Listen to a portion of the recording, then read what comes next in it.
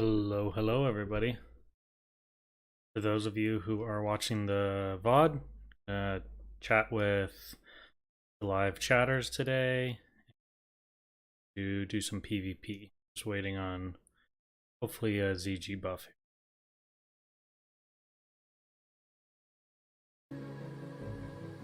With some background.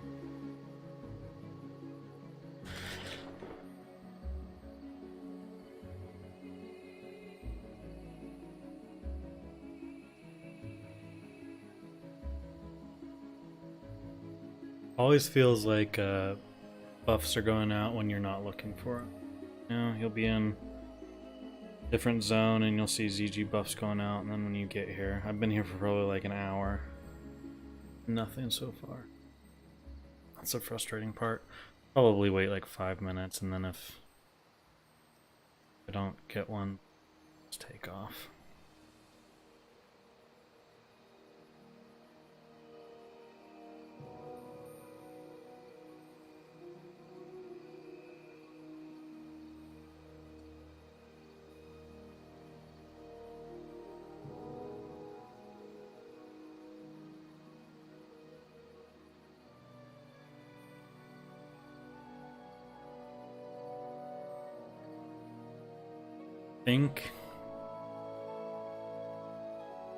I think I also want to test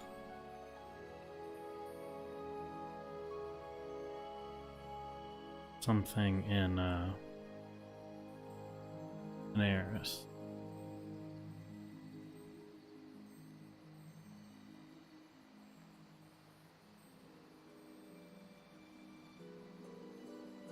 This map is all like messed up now since today's update.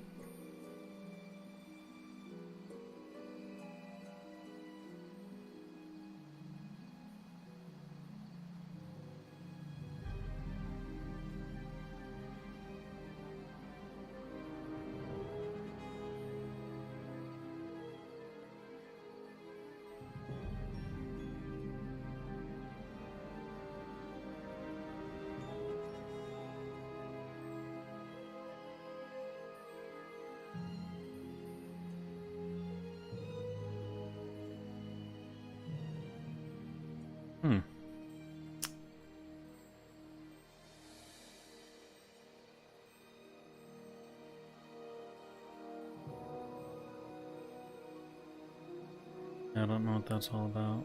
I don't know why it's so buggy. Hopefully it has some update. I really like using that over the default map so I can still kind of see what I'm doing.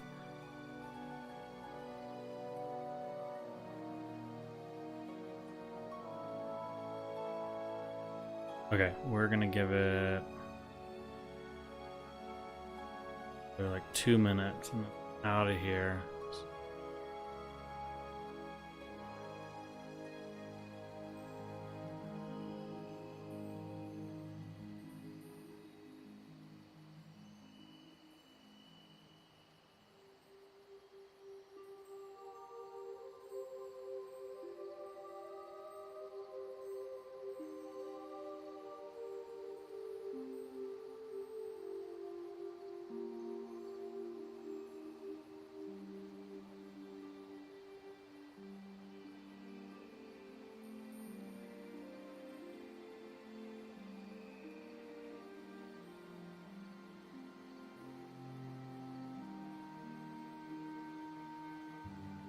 I wonder how often this pummel happens from Iron Knuckles in stockades. I've never done stockades on a horde character.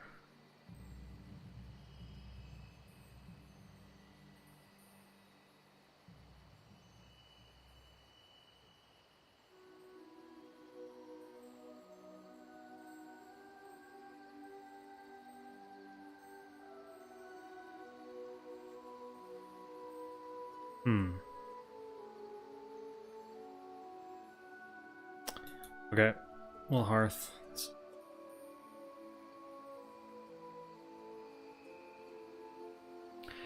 Try and do some war song. Hopefully there's some queues happening. Switch over to Ellie.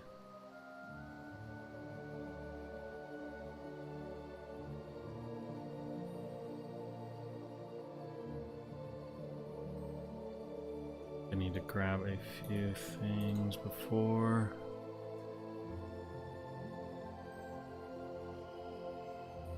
Maybe I have most things I need.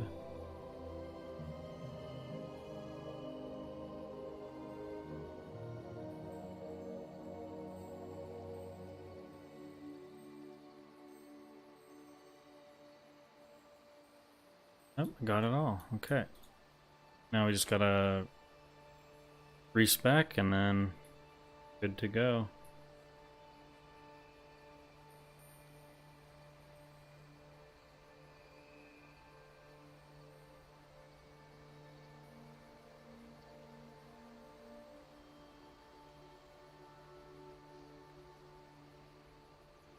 Yeah, I was reading comments today on fishing stuff on Wowhead.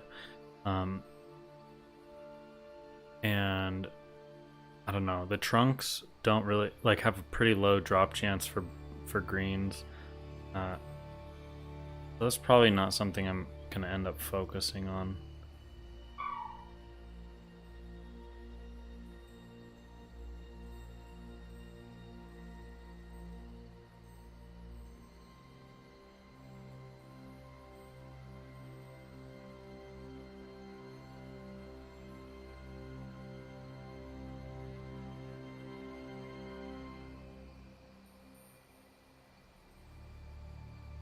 Hey, what's up, man? I'm just activating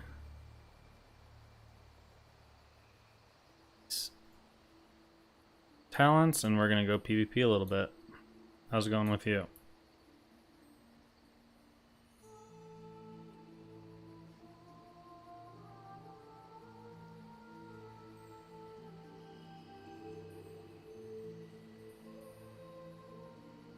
Let's see, bartender.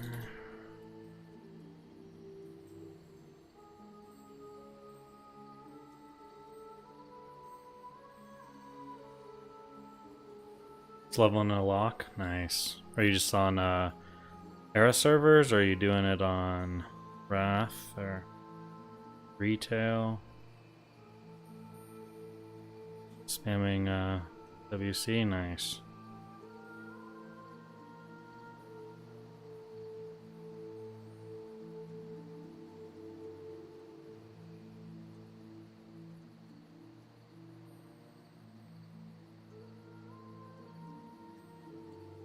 On era servers? Right on.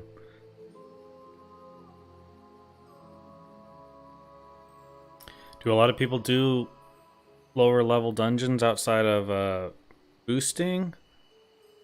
I haven't leveled a character in a while.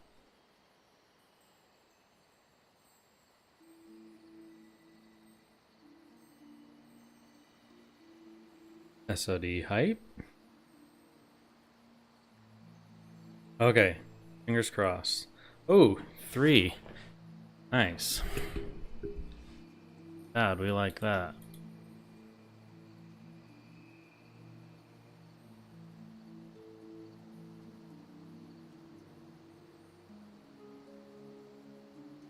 Clan, how's it going? Just came back a few days ago. Definitely feels quieter than a few months ago. Yeah.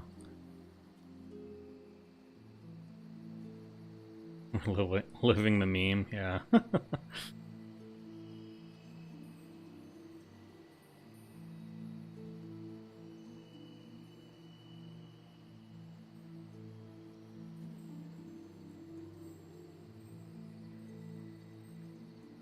Let's get a little bit of water. Mage, and then hopefully the Q will pop.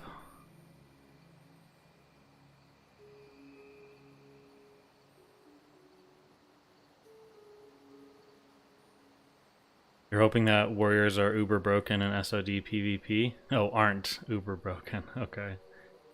Yeah, I mean, they gotta get damage buffs just like everyone else, but I think there's a delicate balance between for warriors where it's like you don't want them to have too much uptime. Like you want classes to be able to kite them, and so my fear is that they're just going to give warriors too many like escapes or ways of reconnecting with people, and then that's when I think you have to worry about warriors in PvP.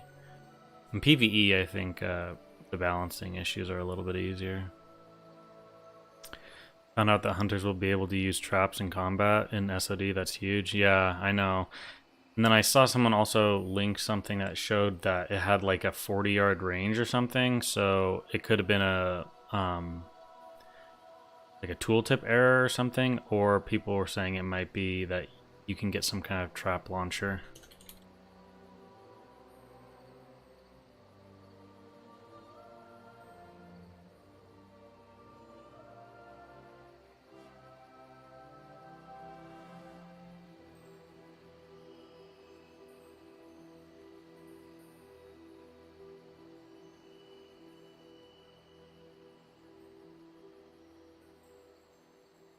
What's the strategy on picking a server for SOD? I don't really know, to be honest. We'll have to see how many servers they list. Obviously, like time zone stuff is nice, but also just like where your friends are going, and then if you're going in completely blind, sometimes it's nice to just see like on the forums or other places where it seems like a lot of other players are playing, because obviously, I mean, having a massive server can be kind of a pain at the beginning with like queue times and everything, but it's better to have like too many players on the server and have to deal with that issue than not having a dead server or having to later pay to transfer off or whatever. That is really sucky.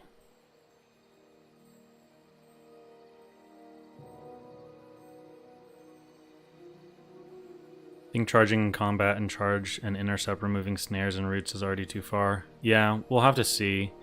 I think they're adding quite a few other things for other classes, like hunters trapping in combat, mages with all of their, frost stuff that they've traditionally had.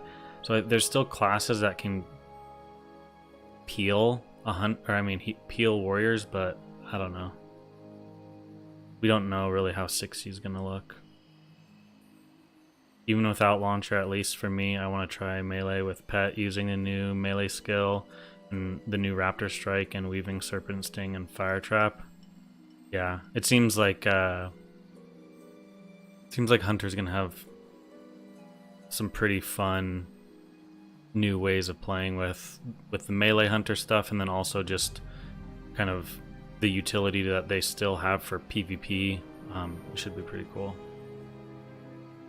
Warriors with a heal bot pally and blessing of freedom is gonna hurt. Yeah, that already hurts now, but we'll have to see with all their uptime and everything if it's just something that's super difficult to handle. They've already stated, Blizzard's already stated where things are like extremely overpowered, they're going to look at tuning things. So just realized I need grenades. I don't think I have. Shoot. It's the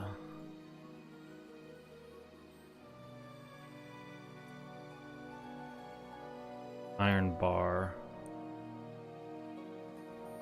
And then I have to get a hammer.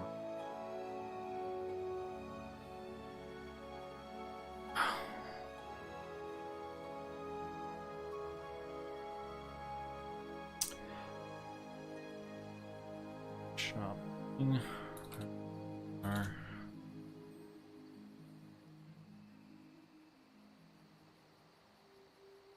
So expensive. Yeah, this server's economy is so bad.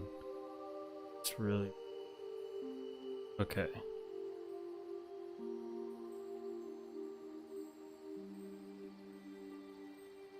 That is already a super hard combo, and now all the best of Horde, and Horde is only getting... Oh, Ally is getting the best stuff of Horde, and Horde is only getting Kings from a Hunter. Feels bad the one time I want to go Shaman.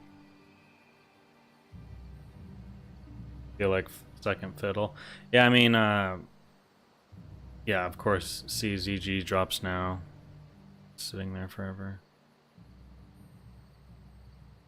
I don't know. It's hard to say in terms of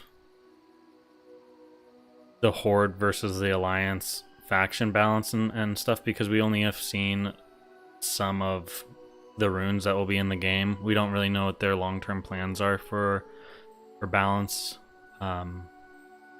Obviously the Hunter thing, that's good, but future stuff coming down the pipe, we're not really sure.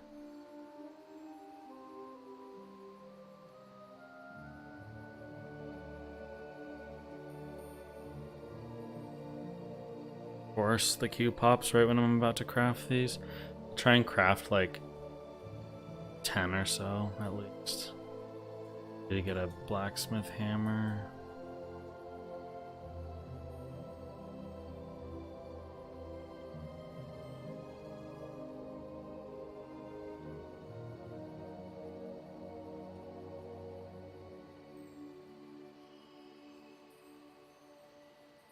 Okay, let's get a few of these made.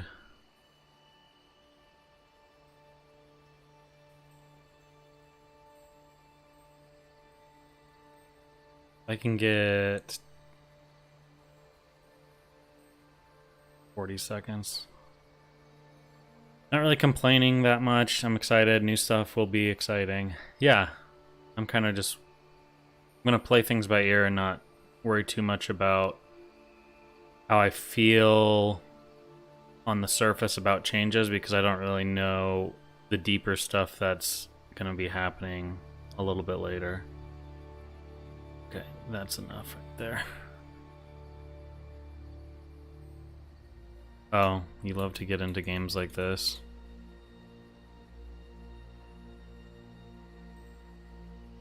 And then my map, of course.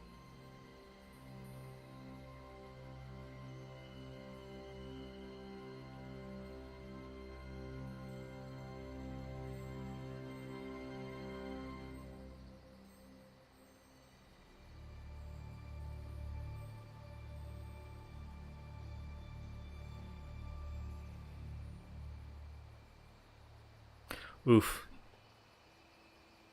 He's cooldown and the guy got boots.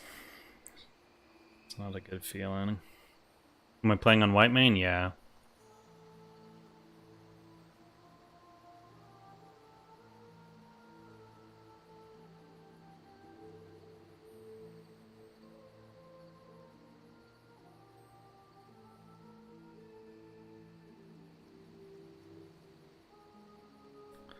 Seems like a pretty geared group, although this person's gear is pretty shit.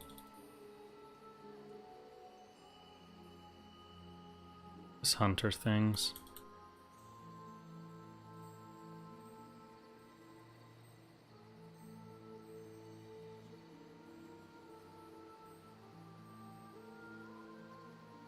Dodge the CS, but who cares? Who cares? It doesn't matter. Hey Eb, nice to make a stream for once instead of watching the VODs. How's it going? Yeah, Adrian, it's a little later of a stream for me. I had to go to the dentist today. And then I had to get a lot of my own work done. And then, let's see what else. I felt like I had a really busy day, but maybe it wasn't that much. Then I put out that video when I got home. But yeah, just kind of slower on getting everything done today. I don't know who it was that told me that they've been enjoying the Warcraft Rumble stuff, because that has really I've been playing that way too much now. It is very fun.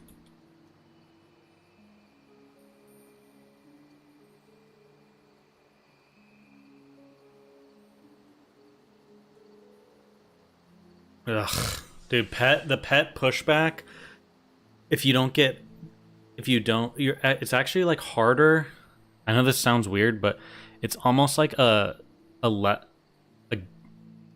hunter that has worse gear can almost kill you faster because they're not critting you ever, so you're never getting the proc, and then their pet is just pushing you back into infinity. You really need to get crits.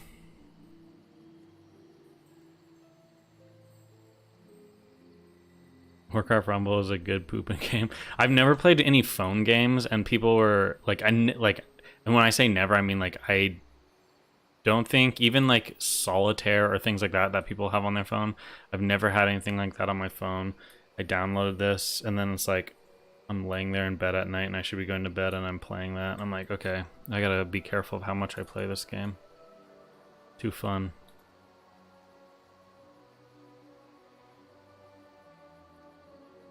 Do you think most people on classic servers will give SOD a try? I think SOD is all about hype, so I think there'll be tons of people that are giving it a try just because of like YouTube, Twitch, the algorithm, people talking about stuff. But then at that point, then it comes down to then it comes down to the game actually having to carry. Like there'll be a lot of people that play it at the beginning, but then about, you know, it just comes down to like if people stay around after that.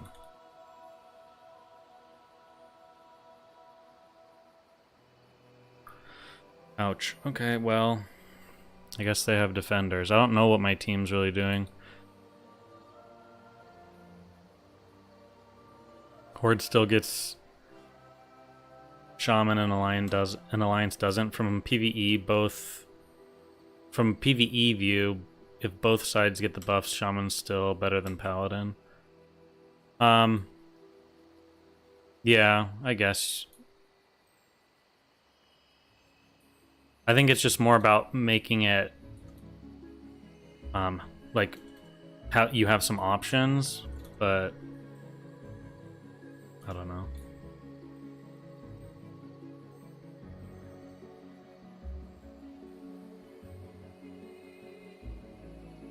Boom.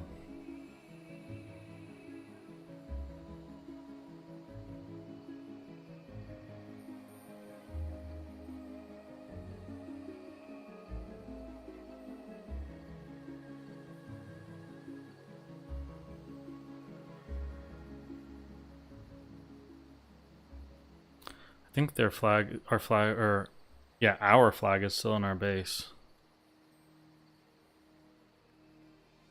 Hey, what's your advice on support classes for PvP only? I will not have time, so I will hardly depend on PvP gear. If you're talking at like at level 60, actually support classes are good for PvP because you can use the you can use PvE gear for like a healing class or whatever, or even like, you know, Rets a lot of times use a mixture of pieces from tier 2.5 and like judgment stuff. So I mean, you have a lot of different options in terms of classes to play, and I don't know Season of Discovery, I don't know how they're going to do gearing and everything, but yeah, my thoughts on support classes are, I mean, people like them in battlegrounds. They can be fun to play. The sad thing about support classes, though, is like, for example, when I'm playing my Ellie Shaman in PvP, I can have fun based on myself. You know, like, I don't really worry about my group as much. Whereas if you're a support class and everyone else in your battleground is kind of trash, then you're supporting players that aren't really, you know, either trying or they don't have the gear. So support classes really comes down to like who you end up getting put up against or who you're playing with. Okay, let's see if we can get a queue that's a fresh game, not one that's already all the way through, basically. Been watching some more SOD vids, getting your plans finalized. Nice. You're gonna main a hunter and ult a disc priest. Not sure on third alt though, between warrior and shaman, but my other tunes will be alliance. Nice. Yeah, disc priest. Seems like priests need some love in terms of player base. Doesn't sound like a ton of people are planning on going them, so it's probably a good choice.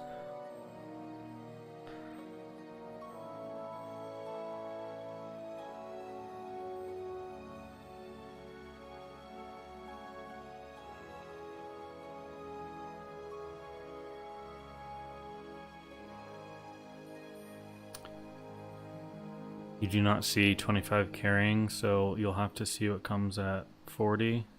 Oh, in terms of like player base and everything?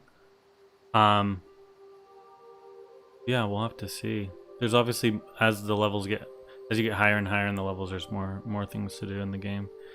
You think hunters might play no pet, lone wolf, marksman, spec, and PvP? I mean, you'll have people play whatever's strongest, more or less. Like some people will play random things, but like if pets scale fairly well and your pets are relatively tanky, they don't die extremely fast. I could see people playing with their pet a lot because pet, outside of the damage the pet does, you can use your pet for a lot of things like eating CC. You can use your pet for positioning in terms of interrupting. Like, do I play hardcore? No.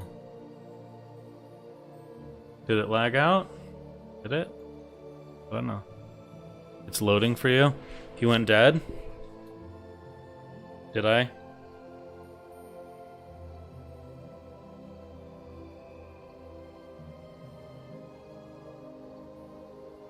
I'm back? Okay.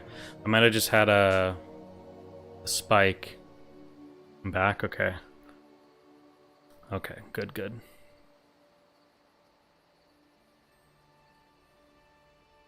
Era is so dead right now till SOD comes out. Damn. I mean, there's still quite a bit of people on Era servers actually. I'm actually impressed with that. I think there's a lot of people playing that are getting excited for SOD, and they're like, well, what do I do? Anyways, like while I wait, I get really triggered when I see people sitting a full Viper Sting. Like, I don't know if it's just like from me playing Druid, but like as soon as I see a Viper Sting up, I just want to cleanse it. Boy, yeah.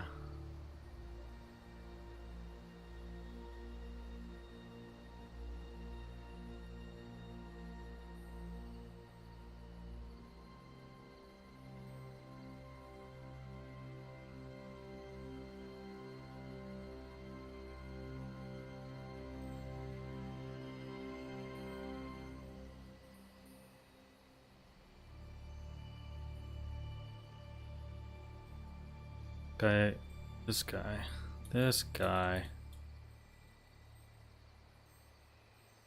guy's gear is definitely carrying him.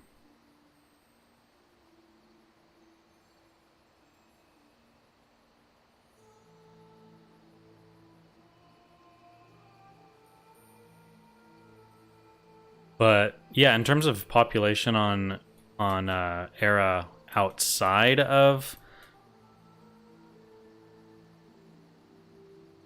now I have to sit a Viper because I don't have mana. Is he gonna just get a cap for free? Alright. Kind of looking that way. Maybe our mage gets there. Just messing up his jumps. There's a chance. Yeah, I think for me personally, I think thinking about Classic Era and if I will play it much outside of SOD, it really just depends on how SOD is, right? Like, I'm playing Classic because there's not really anything else, so I would imagine that SOD will kind of fill that void for me, and I probably won't play Classic much outside of maybe doing Nax weekly. And I think it'll probably be that way for a lot of people. I think Classic Era, its population will go up when the player base is kind of out of things to do on whatever other servers there are.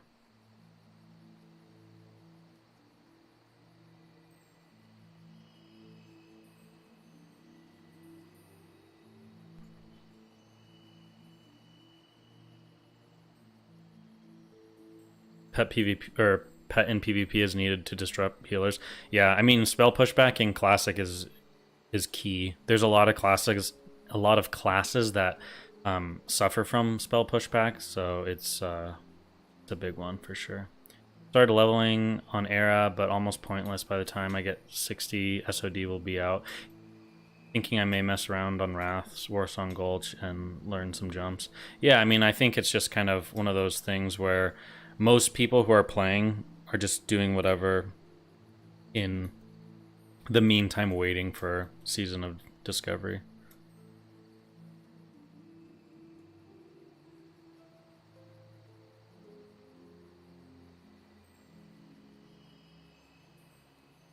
I think I don't really get what most of our team is doing.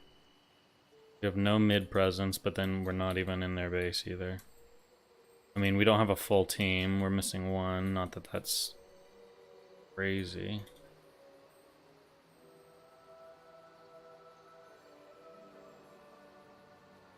So...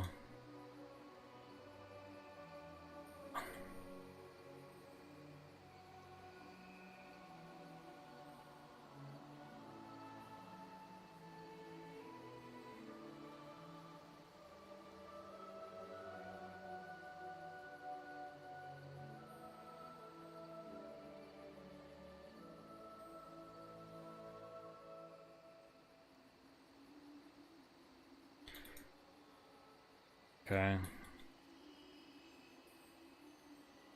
One of those games, guys.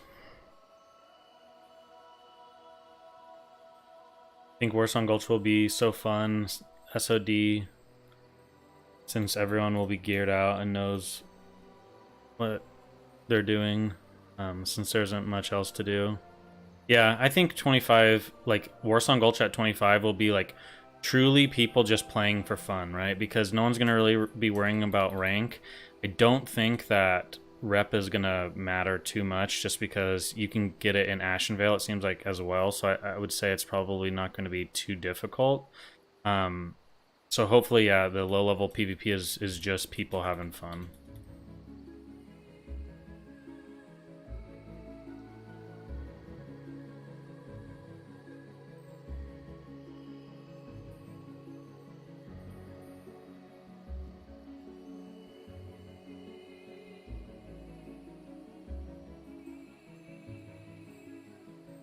Enhanced Shaman, two-handed enhanced Shaman, I'm sorry.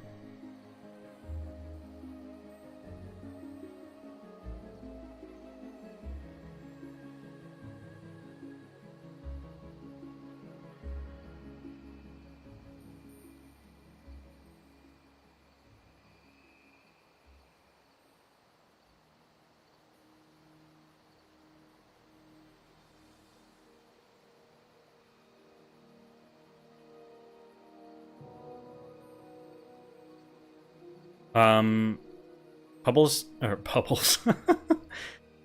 Do pallies have bubbles? Yeah, bubbles.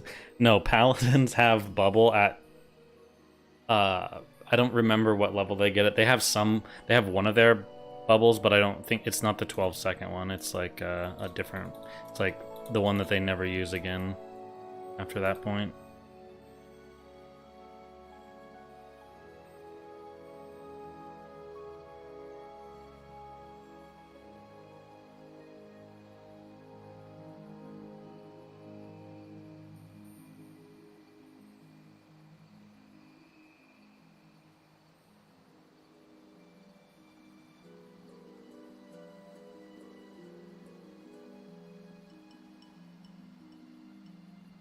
I don't know what's with all the like, I guess shamans and Warsong Gulch is just like,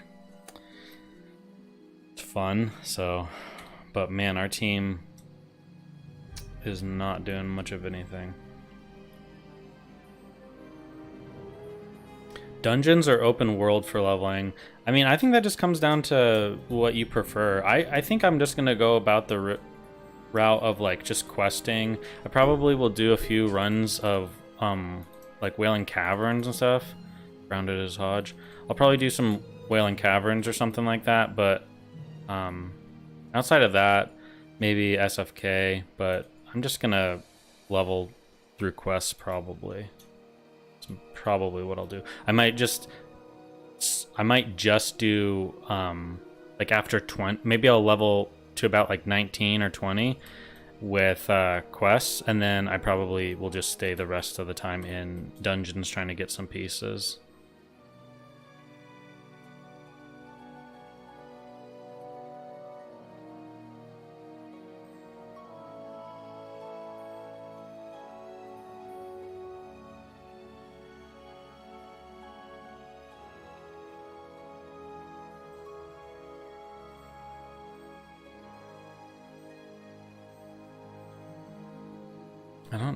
This guy's weirding me out.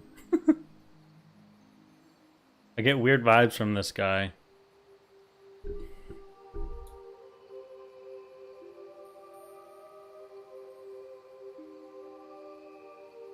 May as well do SFK and Wailing Caverns or Dead Mines for some experience.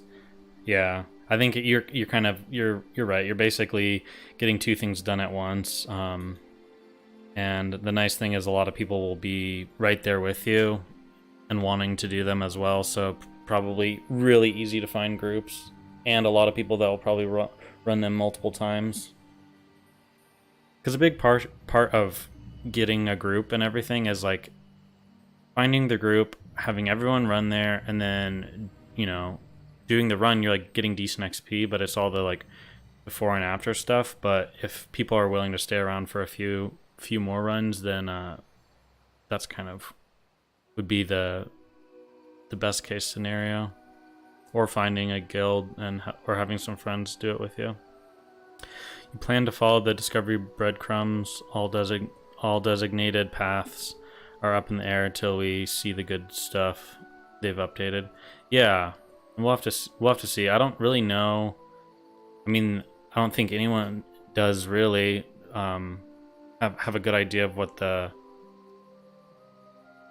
runes like discovery is, because we saw some stuff with the priests, and it seems more than just like, I was under the impression that the runes were just like in a box, like in a cave or something, and you had to find, you're like, oh, here, you know, kind of how you see a chest randomly in the world. But I think it's a little bit more in depth than that. Maybe I'm wrong, but that's kind of what it's looking like to me. So it'll be interesting to see, you know, how they set that up, and also if it's an enjoyable experience. Then obviously I'd love to do it on other characters as well. Still gotta find myself a guild. Yeah, I think a lot of people are in that boat. I haven't seen a lot of like guild recruitment for SOD yet. Maybe people are kind of, I don't know. I guess a lot of people are probably just going in with like an existing group or something. Seen some videos of random quest spawns in open world, but yeah, those could be tied to a quest. Yeah, I'm not sure how they're going about it. They said some bigger spells like meta will likely be linked to a quest chain. Oh, okay, cool. Yeah, I'd like to see stuff like that. Oh, MRS, I'm just now seeing your comment above, sorry. I am so torn what to play, it's insane. I was a rogue in 2004, and then I played Paladin once we got into TBC. I also played Mage and Priest on Era. Warriors are pretty bad before 60. Yeah, I mean Warriors I think are going to be better at the lower levels in Season of Discovery though than they have been in other, like in just normal classics, because they have some more things in their toolkit. But yeah, it's hard to say. I mean, so many of the classes look like a lot of fun to play. I'm personally going Druid, but I definitely haven't really figured out exactly what I want from my alts. I think it's going to be Druid, Shaman, Hunter, but there's a lot of fun looking classes. How crazy do you think Urabashi Arena will be at 25? Pretty crazy. I'm interested to see if they are keeping everything with Gurubashi the same. If so, boy, it's gonna be weird. I don't know how they're gonna do it. I don't know how people are even gonna do things. You're probably going to get some kind of mafia or some people kind of in a gentleman's agreement to trade the wins and losses. Like, you know, you get this chest and I'll help, and then once you get your 12, I'll help you get your 12 or something like that. I don't know. It's going to be messy. I know if there's layers, obviously it'll make it a little bit easier for players to get in there and get on a different layer to get the chest.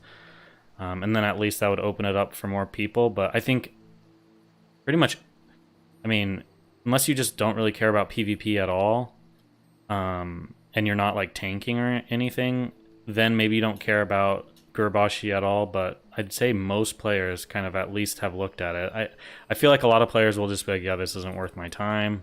But we'll have to see. It's probably going to be pretty crazy. I think they should change how the chest works as well.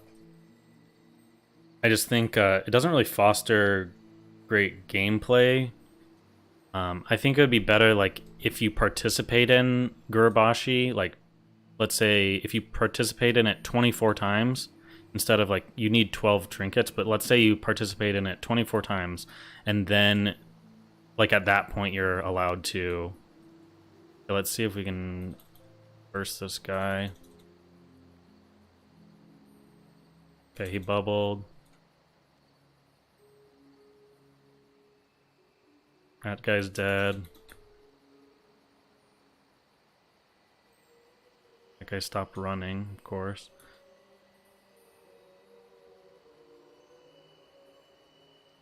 I'm dead. I can't even. I wasn't even gonna bother stopping and casting. I had Curse of Tongues on me.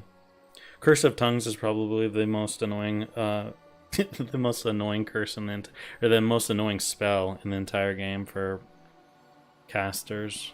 So annoying. At least with it, I never had to deal with it on a druid because I could just be curse.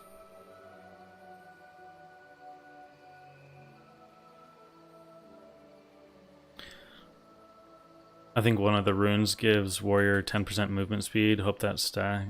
Hope they stack. Yeah, I highly doubt any of those will stack. I'm assuming 10. They'll just get the 10%, which is 2% over boots. Boots are 20%, like the movement speed to boot.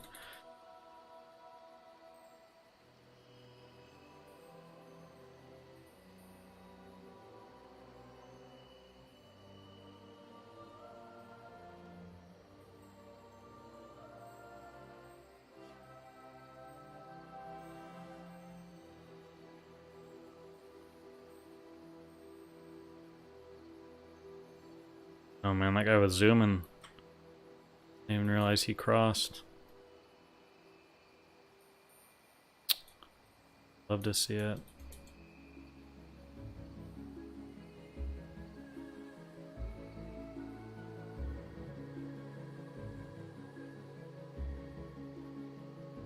Four years later. It's like crazy to me that one ability, one instant cast ability from a class can just basically cut your damage in half. It's just those kind of things that make classic classic.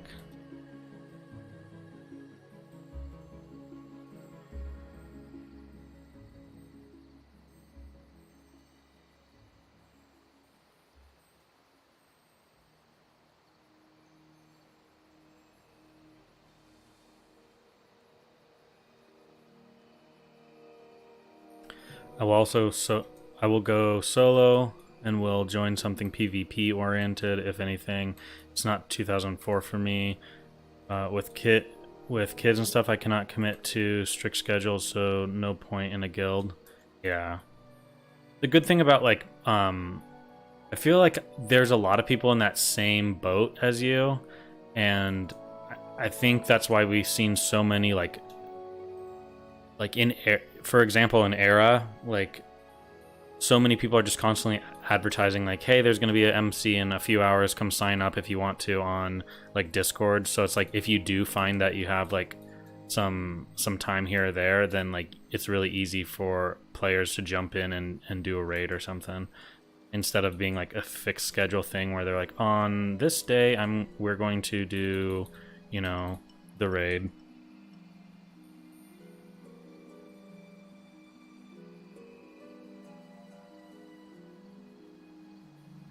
I need to use EM on someone. I just haven't felt like I've had a decent opportunity.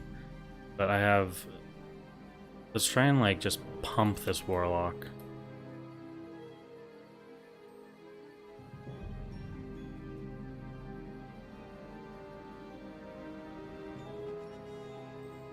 Really, let's pump this guy. He's gonna silence.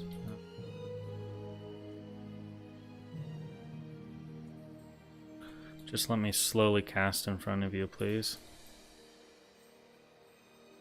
Oh, he actually CS. I didn't think he would. He was just standing there. But then we get to deal with a 10-second lockout, so it's no big deal, right?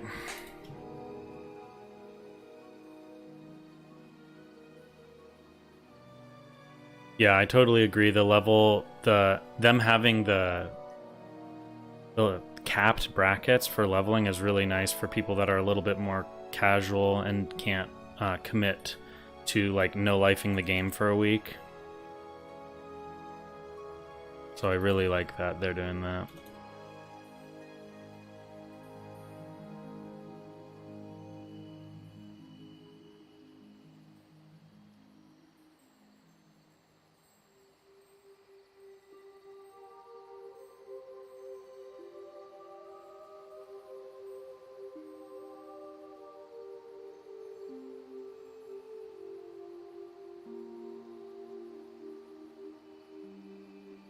This guy rezzing someone? Dude. Dude, don't do it. It's not worth it, dude. That's new to me. That's a new one. I've never seen that.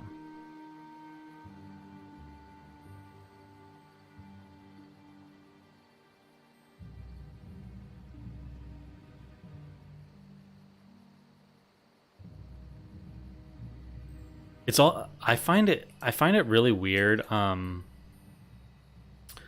Like when I played WoW in 2019 versus now in 2023, like the players on era servers are like, a lot of them are like, I don't know how else to say it, but like they seem like complete noobs. Like they do really weird things, and it's not like I'm saying they're bots, but it just seems like there's like a lot of new players in WoW, and that just to me is strange, because it's like, it seems like you would have seen those players in 2019, but it's now that I'm seeing more of them. I don't know if it's like I just don't know why. Kind of weird. You love the capped leveling? Yeah. Wonder how fast bots and gold selling takes hold in SOD servers. Yeah, hopefully they do something about it, because that stuff is super annoying. Sheesh, I didn't get it. I thought I was like definitely ahead of him by quite a bit, but guess not. Bro, we're getting old. It's called dementia. Yeah, but I mean, like, it's not like, I'm not saying it's like, it's just people doing really random things. Like, I've never seen someone res someone in Warsong Gulch before, and I feel like you also get a lot of people that are just like have no clue about something about their class. Like, I've noticed that a lot in raids. Like, even we'll be doing like Nax, and someone will have to be like, yeah, you gotta make sure you're putting this up or something, and it's like, it's not even like something specific about a certain boss. It's just like, I don't know, it's just weird. Hardcore players transferring after they die. Yeah, it could be. I do feel like the hardcore stuff brought a lot of like players that had never played the game, because I feel like hardcore was so I don't know, like blown up and sensationalized on like social media platforms because everyone liked watching like death clips and stuff.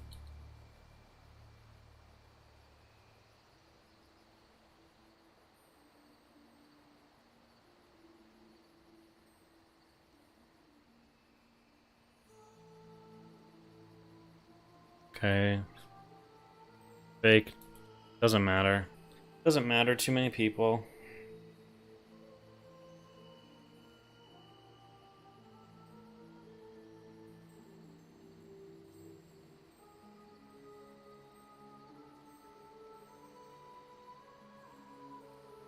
Cap leveling, also not burning people out. Yeah. With the cap at 25 for SOD, it's going to be nice too because a lot of people will be able to try out different classes and really see what they like. So I feel like there's going to be a lot of like people making alts. Death clips are pretty fun to watch. Yeah, I mean, like I don't have a character on hardcore servers. It just wasn't really ever something I was interested in. I really like PvP, and obviously on hardcore it's pretty much dead. So I didn't even bother, but I still like watching it a lot. Let's get him dead quick. I don't want to get a stupid curse.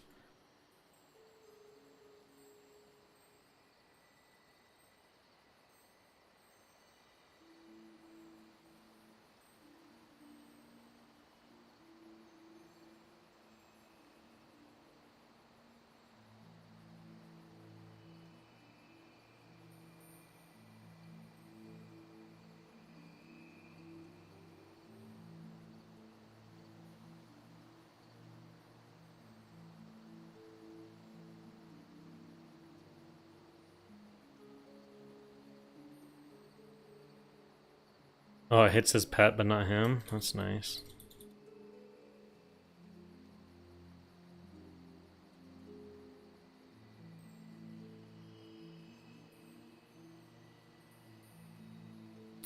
You'd love to see me run a hardcore tune with the goal of taking ears. Yeah, I've seen other like streamers do that, but I just feel like it's so gimmicky. Half of the time it's just people kind of tricking someone with like some gameplay mechanic or something, and I don't know. I just feel like in general the hardcore servers are kind of it's not my cup of tea. I don't think it's like how the game was intended to be played. I get why people like it, and that's totally fine. It's not my thing.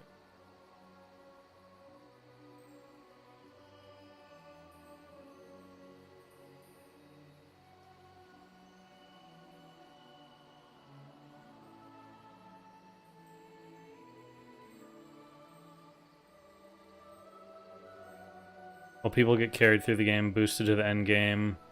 It's kind of sad. Yeah, that's true. That is actually a good point. That's probably what a big part of things are. Like I literally had a guy in my in one of like I was boosting a character, a hunter, and he was asking me like, "Oh, like I don't know, it was some oh, we were both hunters, and he was asking me something about one of the abilities, and I was like, is like, have you played hunter before? He's like, oh no, this is my first character. And I'm like, dude, what are you doing? Like, what are you doing in Mardon getting boosted? Like, go play the game. Like, you getting to 60 fast is completely irrelevant if you're gonna get to 60, have no idea how to play the game, and then you missed out on like half the fun of the game, which is exploring the world and doing the quests, and it's just weird. It's weird. Yeah, exactly. Then they do quit because they're like, or they'll boost to 60, and then they'll be like, oh god, I don't have any gear, I don't know anyone, so I'm gonna have to pay I'm gonna have to get in a GDKP, and so I'll buy gold, okay, and then I'm in a GDKP. I bid on some gear. Okay, now I'm super geared and I can play the game. And then they're like, okay, wait, that was the game? Oh, everything I just did was the game? So now I'm bored and there's nothing to do? Well, okay, I guess I quit. So it's like, what's the point of playing? What was the point of playing in the first place? Not like there's much, like, gearing and leveling and everything is the game. Like, there's not really much to do outside of that besides, like, farming and PvP, you know? Making an alt, I guess, and then it's like back to square one.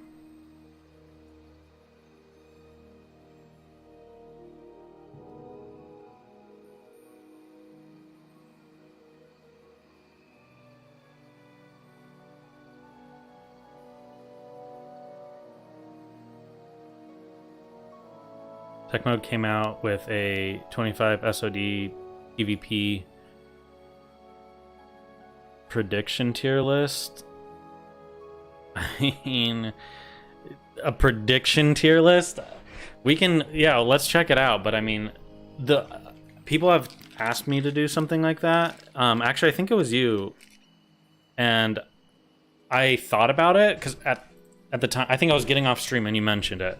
And I was like, yeah, I'll make something like that. And then I was thinking about it and it's like, it's just completely guesswork. So I was just like, I'm not gonna even bother with this. But yeah, let's take a look, I guess.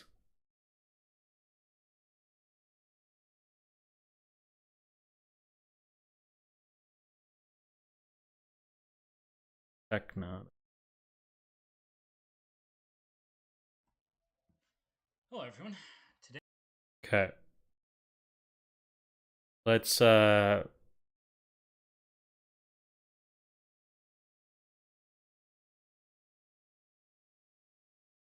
figure out why this isn't showing up.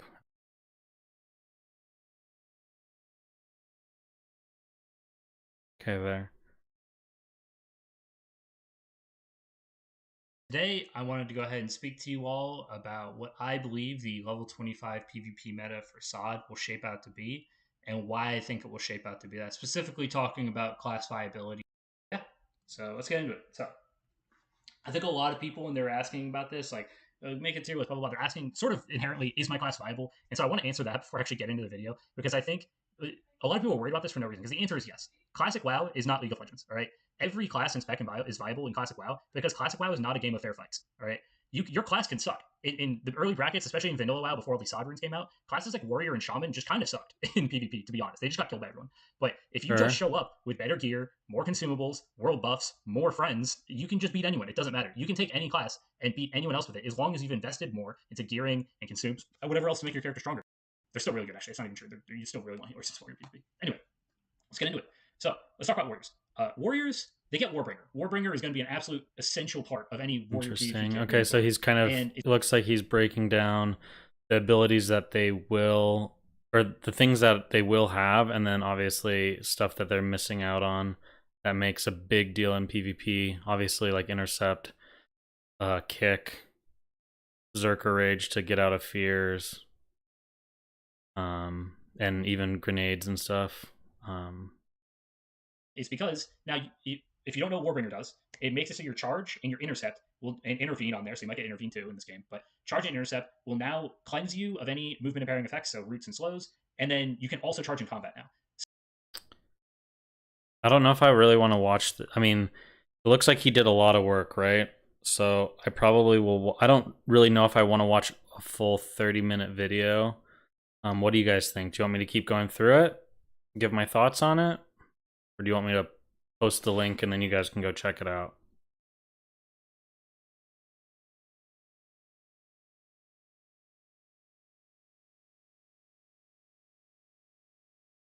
Mainly was interested in my Druid take.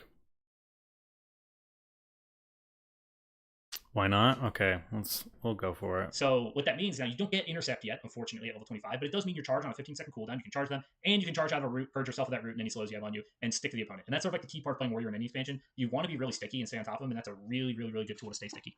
You do get some good abilities in the low level brackets. I mean, obviously you get Hamstring, which is quintessential to PvP Warrior. But you also get Intimidating Shout, but you're missing some And big make stuff. sure it's You're missing turned up Mortal Strike, enough. which is an absolutely massive part of PvP Warrior. You're missing Pummel, which, I mean, you do get Shield Bash, but you have to swap, and you have to waste a global to swap to your shield, so it's not as effective.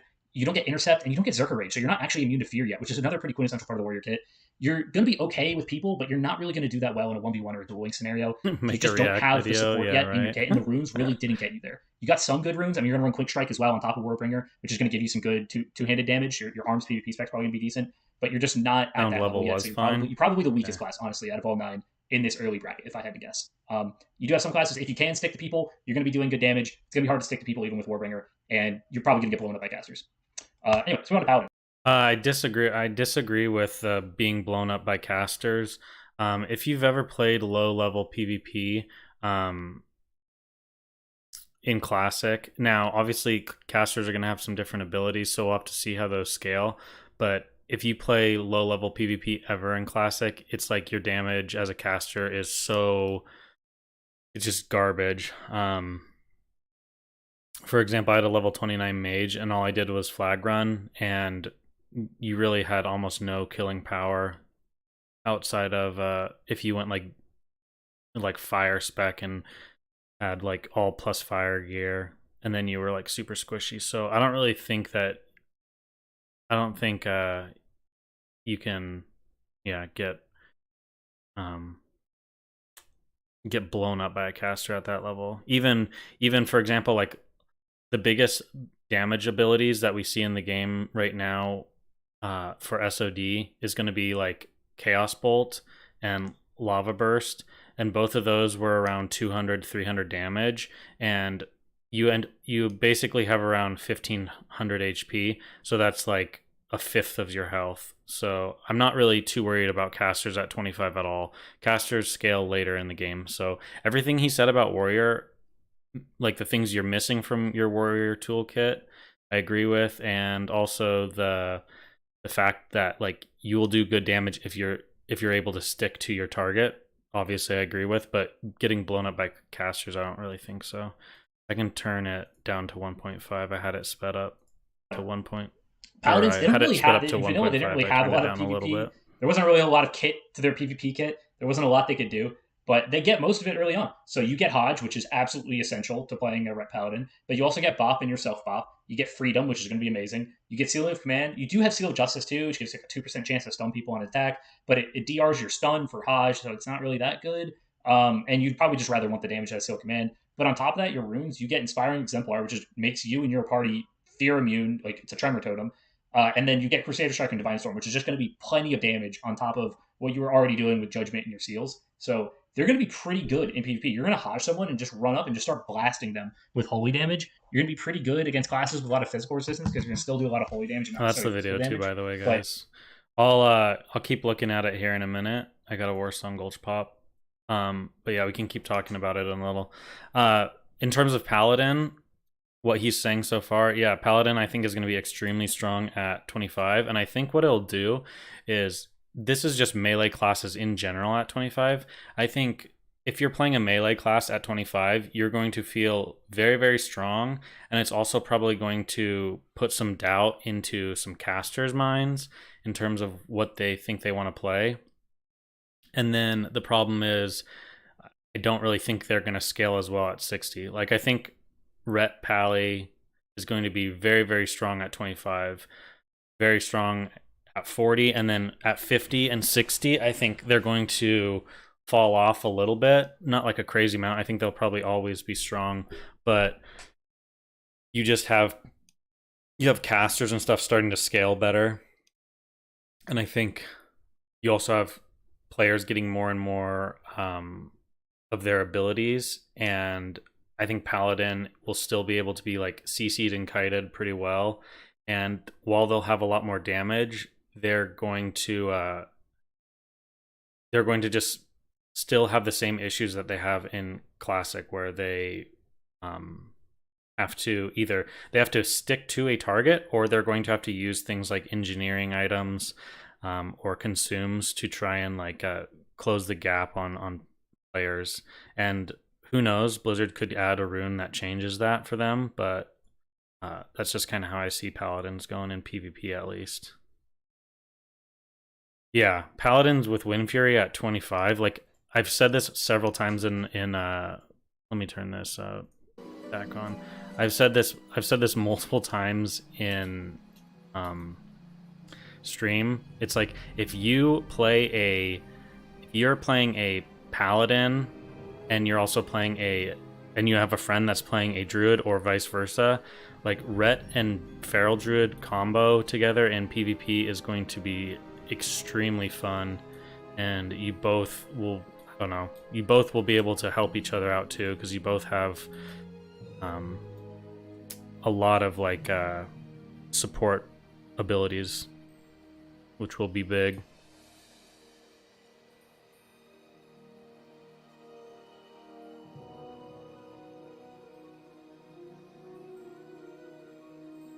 That was a fun clash in mid.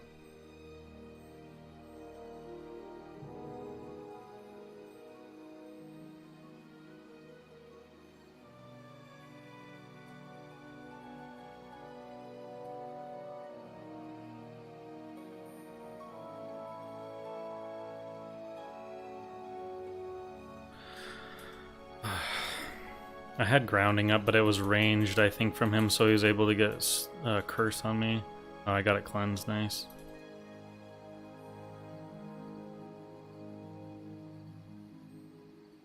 Oh, I was like, Metamorphosis? But you just never see this pet in the game, it's funny.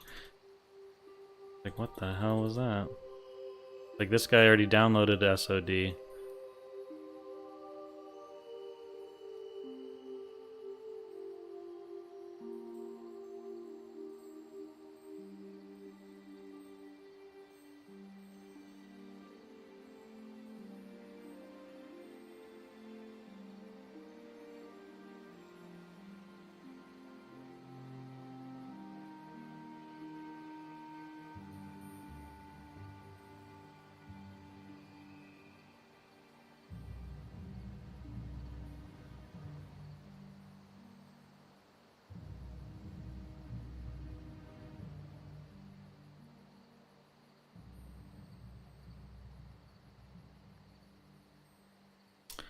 Need to option sound. Enable sound music. X. Go.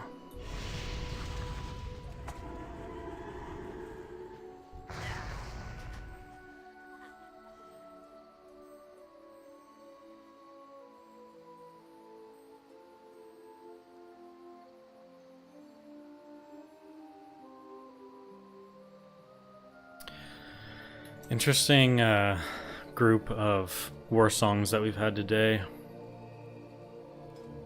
feel like a lot of just random. I think it's because normally, like, when there's only one or two, when there's only like one war song game going on, it's like always kind of the same players. I feel like there's just been a lot of, maybe a lot of people probably got tired of, they played a bunch of AB or AV over the weekend. They want something different.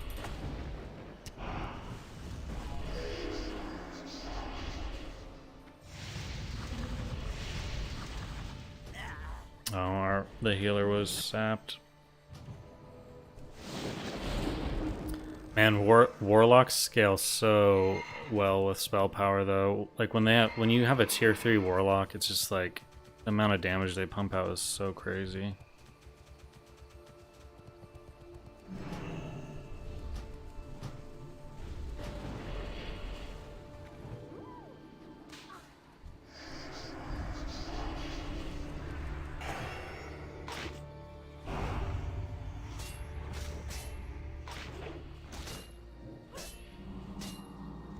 Nice, nice. Loving the heals.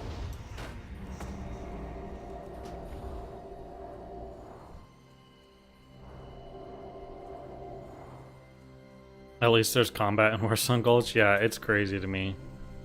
It's the same. Yeah, it's the same thing that you were. I think it was you that were saying it earlier about how players just like, I don't know. You boost a character, then you then you go in and you get all your gear from boost, or I mean from GDPs, or you are going in and doing AVs to AVs as a way to level your rank. Your rank up is just the easiest way to do it. And it's kind of a bummer because there's just like no PvP in AV, and if you actually do PvP in AV, people like get mad at you and flame you. They're like, dude, just focus on the objectives, like just rush to the end, blah blah blah.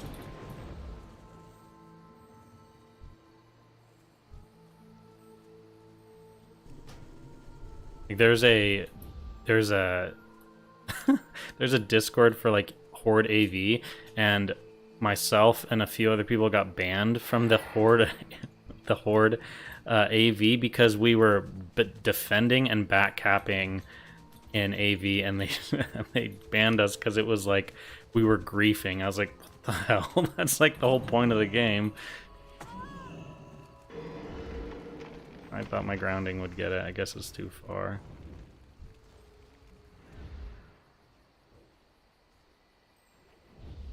My biggest complaint about shamans is like with totems is just like the range part of totems is so irritating, just not knowing quite where your cutoff is until you get there. I can't do anything about this.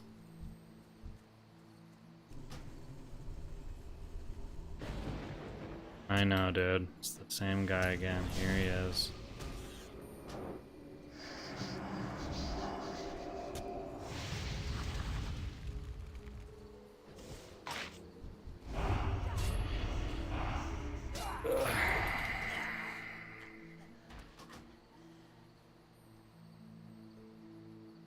Also, for your 60 upgrades, new Warsong Gulch level 25 weapons were just data mined and added to... Really? Interesting. You don't think any of them are BIS for anything, though? Oh, wow. None of them are even BIS? That's kind of a bummer. Let's see. That posted on Wowhead as well.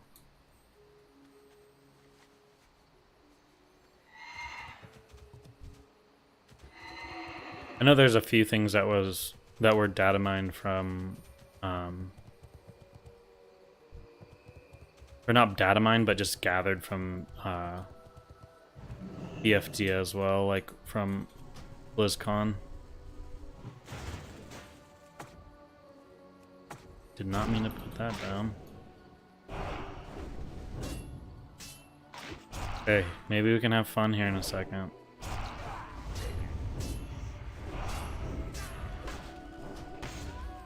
Okay, where'd my free cast go?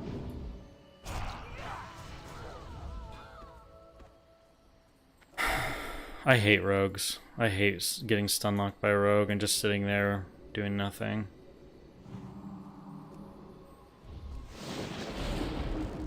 A silly class.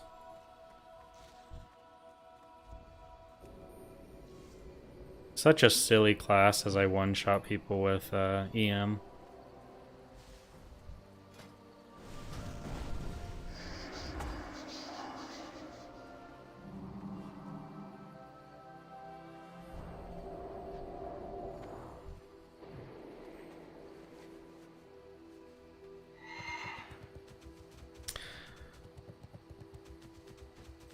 I liked Ellie Shaman with the healing up and instant lava burst or whatever. That style interested me, and I was really hoping it would go back to that with SOD. Yeah, I'm not super familiar with how like more of the retail shaman stuff plays.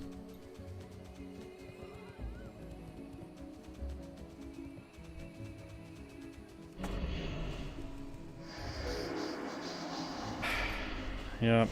Okay. All right. Yep. There you go.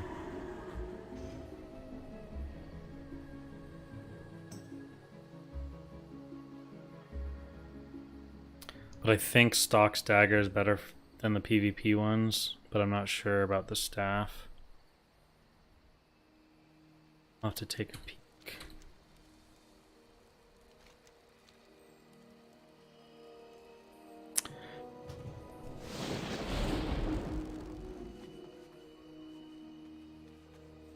I feel this battleground has been like very irritating for me because I just feel like I haven't done anything in it because they're all just like zerging around and then I just get instantly Curse of Tongues. Here, let's do this. Bye.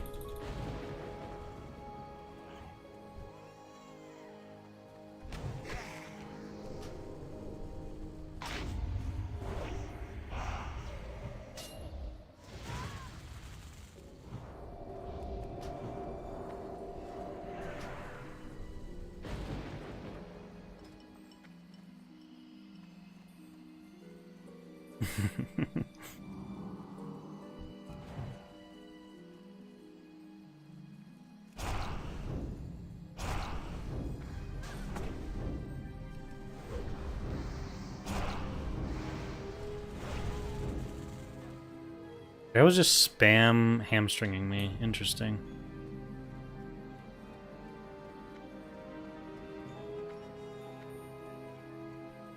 Maybe he figured I was gonna trinket.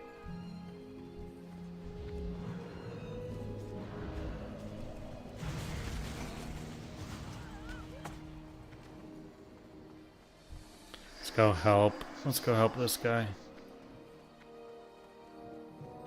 Too late.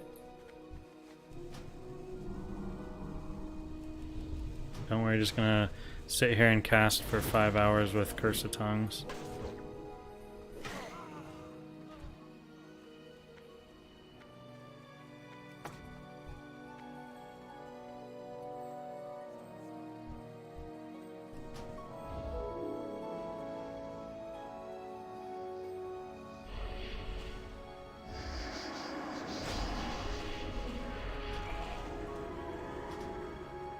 I just got, what happened? Shadow burn for 2k almost, nice.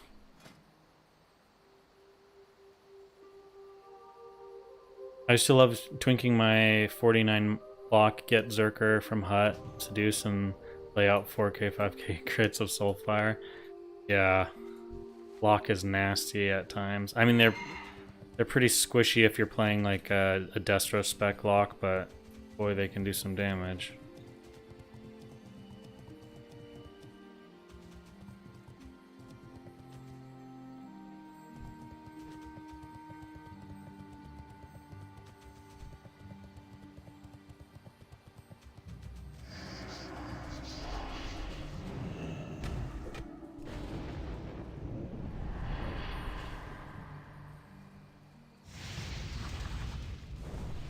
Nice, have a little healer right there for you.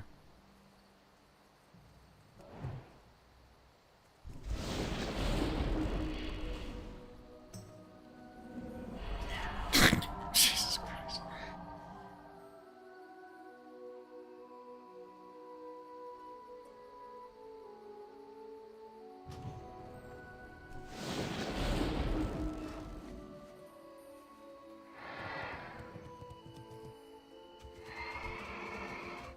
Okay, let's help this guy. Let's help this guy go through.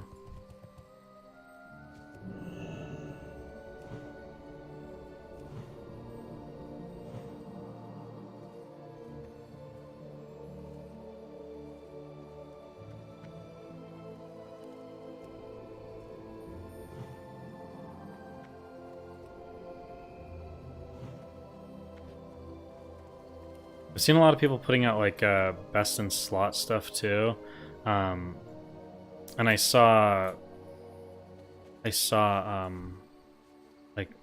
some Bistless stuff from like Frost to Damus or whatever, and I don't know. The problem is I think a lot of people need to differentiate whether they're putting a Bistless together for PvE or PvP, because that a lot of people don't realize that someone might be making a BIS list for PvP.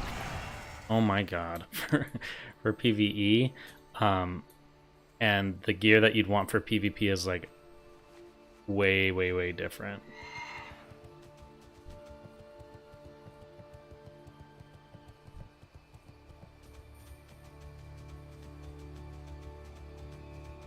Just everyone just playing in a giant, tight, stacked group.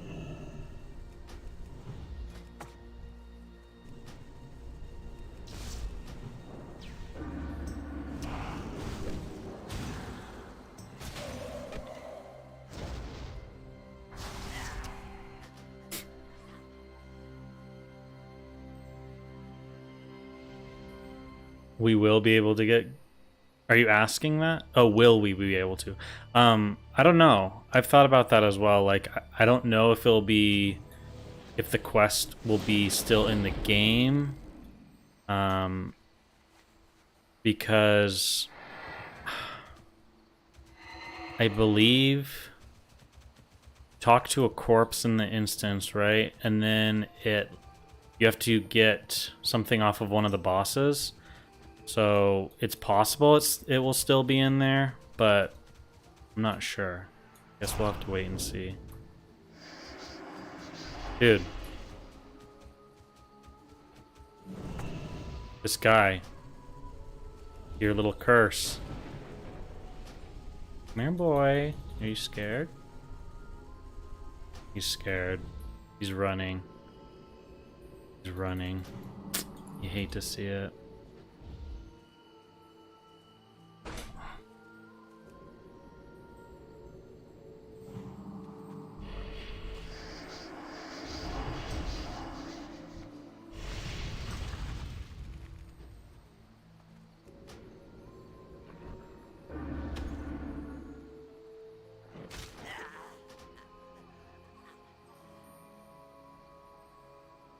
It's so chill watching it while waiting for world buffs in Stormwind.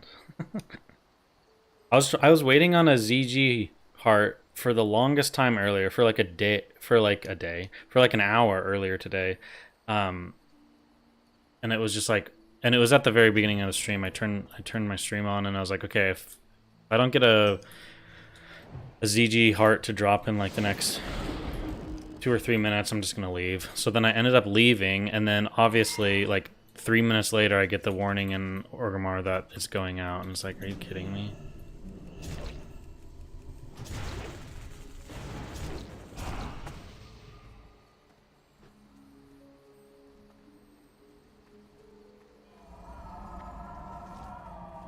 That guy got deleted too. I want that warlock to be away from this cute little paladin healer. And then I want to blow him up. Nice death coil into my stupid grounding, boy.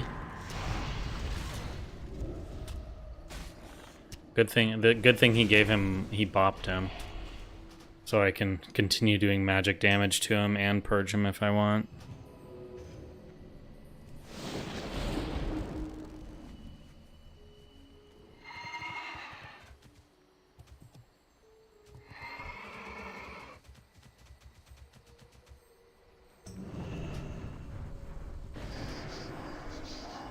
God, this guy even gets a friggin' Curse of Tongues off on me before he dies.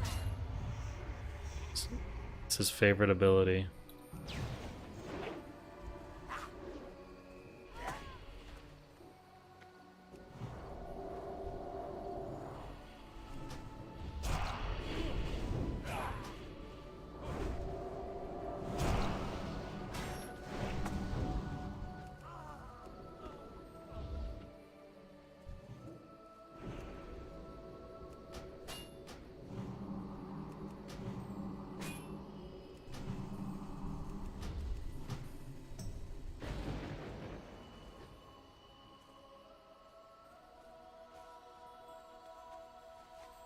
Is threat gear good for Druid?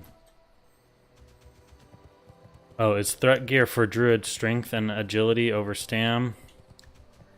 I mean, it just depends. Like, obviously, you'd prioritize your offensive stats if you're not as worried about like mitigation, and you're more worried about just your raw threat. But I mean, well, actually, at the same time, you're getting damage mit from like agility is like the main thing you want to look for, just because you're getting armor, and armor as a bear is huge, and then you're also getting crit, which crit is obviously really good with your talents. But yeah, like agility and stamina. I think there's probably places online. Like I don't know too much about Druid tanking stuff, but no. But yeah, those would kind of be what you want to focus on. This little shaman loves this guy.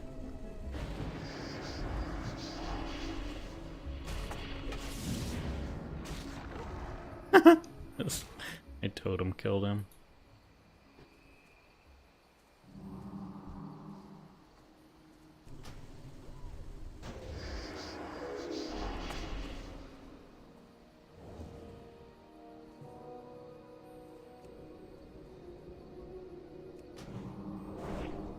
Saw that a mile away.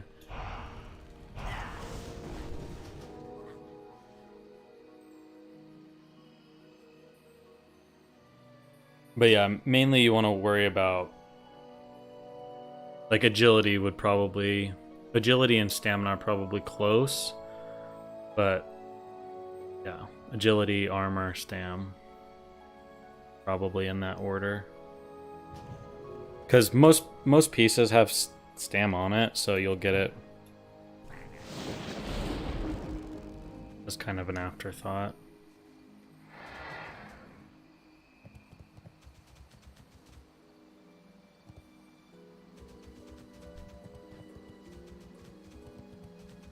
I wish I had my invisibility trinket. Look at this little pally just follows this warlock around. Bye. Okay, my grounding's just sitting here doing nothing. I must have eaten something before, I guess.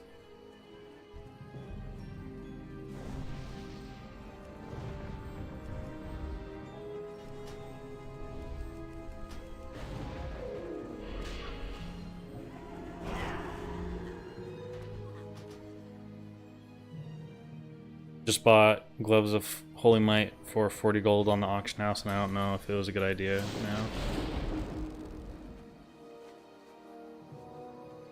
now. Those are the ones that have like a crit and then some AP.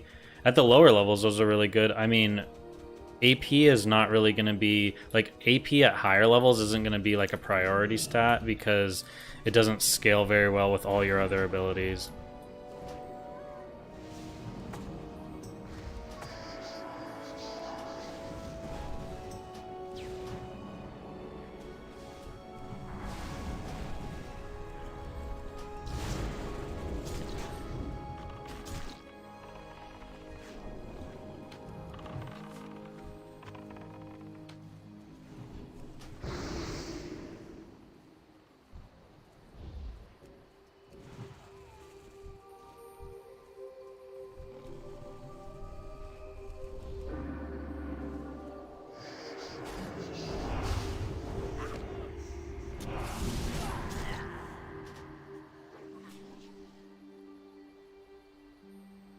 Yeah, 1% crit and 20 attack power. Yeah. I mean, that's... I don't really know if there's anything else that's better than that right now. That's pretty strong for you. But as you get Heart of the Wild as a druid, you really want to start prioritizing strength and stam for like bear and cat, because you get those improvements. And then obviously agility is really good. But you want your baseline stats, not so much attack power, because it just doesn't scale as well. You have to realize you get that 20%.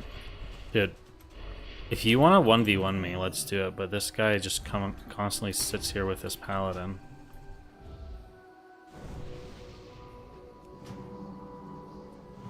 Yeah, there's a lot of people after you. You better run. You better run, boy.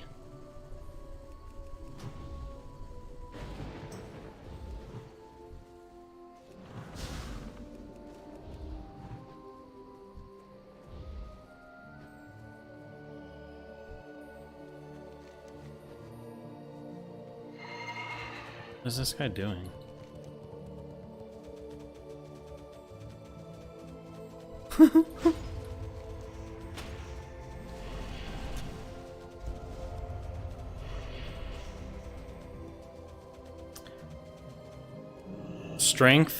Strength and agility have very close like stat weights in terms of like what is better. But I think strength beats it out by just a little bit. Yeah. Because you can get a lot of pieces of gear you can just get raw crit on. Like 1% crit or something like that, and then you don't utilize that as much from the agility. Like I think if you look at, I mean, plus you don't really have that many gear options anyways as a druid. You have some stuff from AQ, you have PvP stuff, and then you have like random off pieces, you know, like some bracers and molten core that are really good leather ones. But feral druid definitely, it's a little more awkward.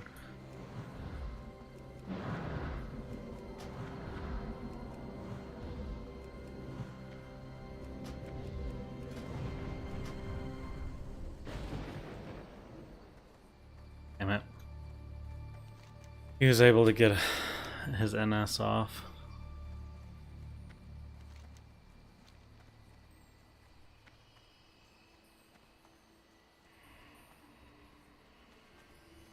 Yeah, exactly. That's what Heart of the Wild does. So it's really nice for the, and then also, so you say you're getting 20% of your strength is increased, but then you're also getting like world buffs that increases like your stats. You know, like Songflower and DG buff will give you like stat increases, and then you're getting kings. If you're on Alliance side, you get kings, which is increasing those stats by 1%. So in general, that's why those stats are better.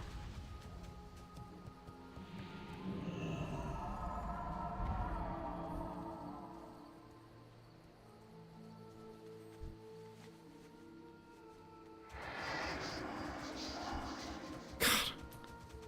Warlocks, man.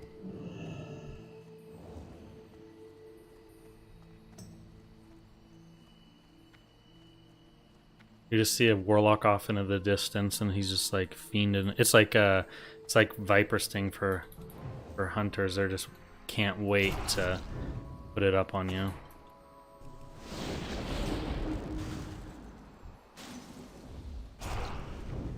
Really, he resisted it? Jeez.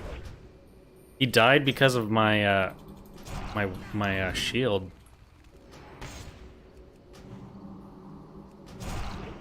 Okay. Yeah, nice damage, dude.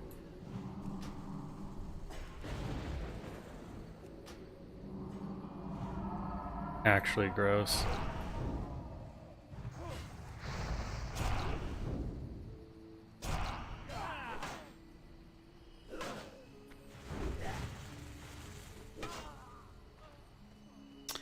I will not be sad if warriors are slightly shit in season of discovery.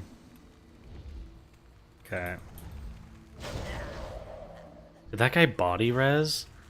Came out with half health. I guess interesting choice. He could have gotten Druid if someone took his corpse.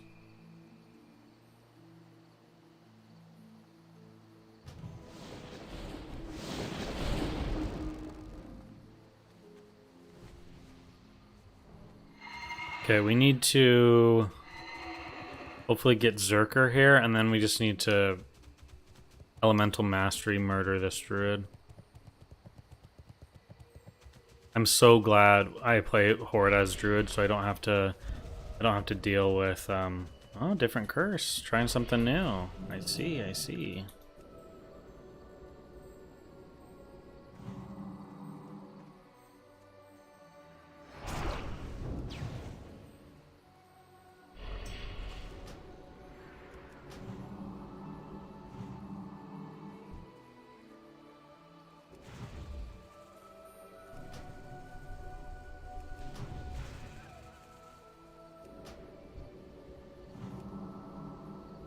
Like I'm just like dying and the Warlock's not even on me. He's off doing something else. Yeah, warriors are just insane in Classic. Although I will say it feels pretty good playing a mage and knowing that you can just beat them all the time. That was the one thing I did like playing mage in the first season of Mastery.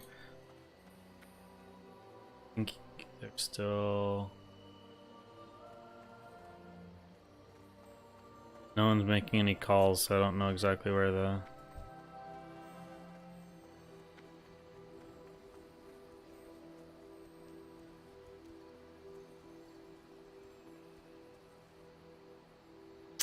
Where's my far sight? Is it under here? Okay.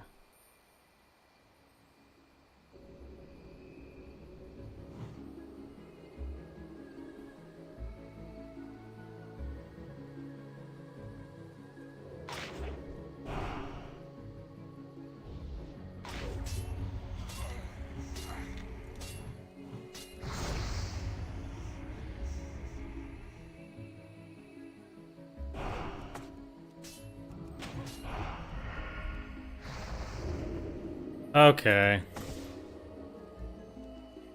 Mage is here to ruin the day.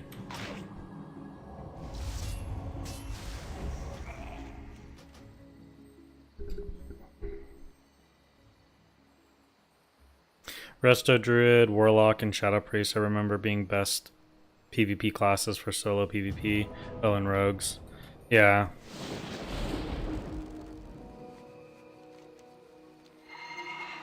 Hunter's also really good, especially like in world PvP situations where you can kite and everything. I don't know. It's pretty rock paper scissors in Classic too. It's like you have some classes that are just amazing versus, like, for example, we're talking about how OP warriors are, but then like when I play a mage, it's just like the funniest thing ever to me. So I don't know why this guy came out here. That's a really bad mistake of him. This is gonna be a little easy one-shot kind of action here. He's gonna do his little jumpies.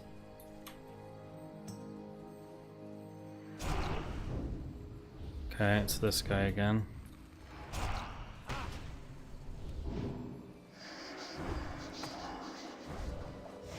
Dude, I can't. These warlocks, man.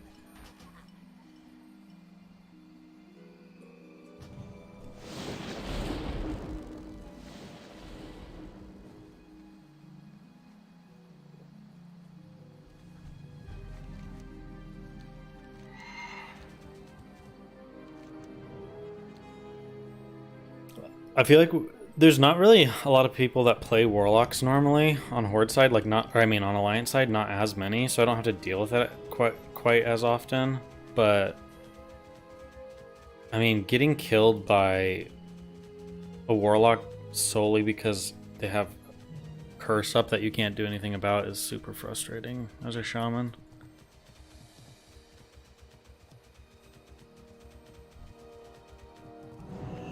This guy just like having fun or something, just running around.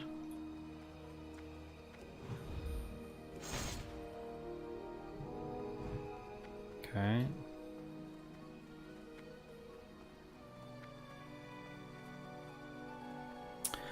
Man, I don't understand Classic. It's a game.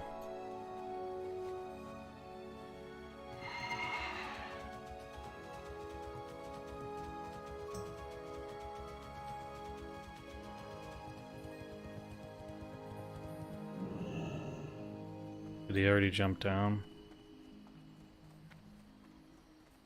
I never really flag carried that much in in Warsong Gulch, because for this exact reason. It's like this guy's just I don't know, this guy's just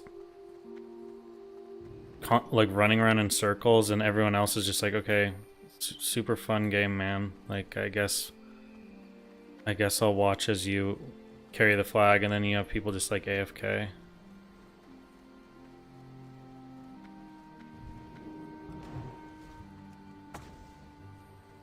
I feel like flag running for a druid is like its own little meta game, and some people love it. I always wasn't really too into it.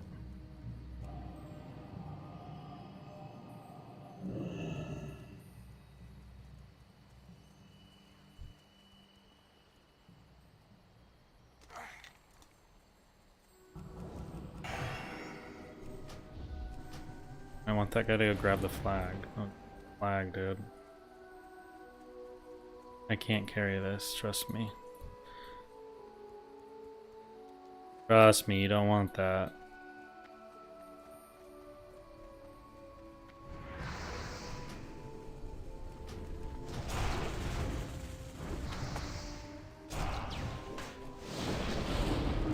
Damage is so ridiculous.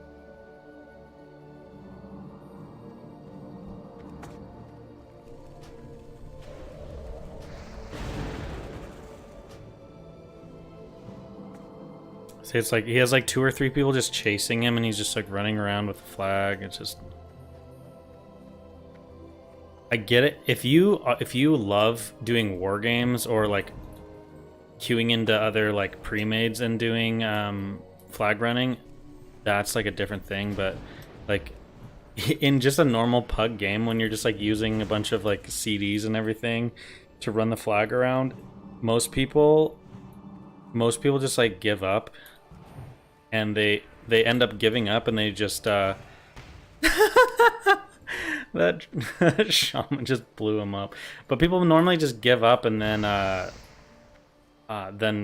person just gets free flag caps basically, which is totally fine. But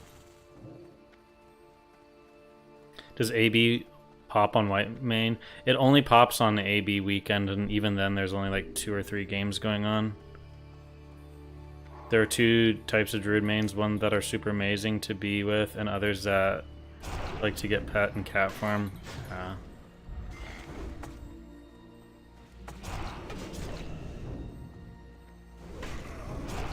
should have put on my PvP trinket. I didn't really think I was gonna catch them all outside, but I guess they all were just respawning. Do I know the Warsong Gulch jumps? Yeah, I know all the jumps.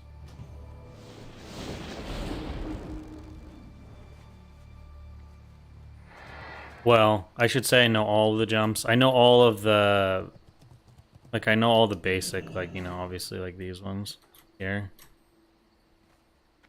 All these ones here around this area, but then there's like, I don't even know if they're still in the game. There's like one around here that you can do. I mean, there's like a lot of like little ones, but all like the basic jumps I know. I just don't know the more crazy in-depth jumps.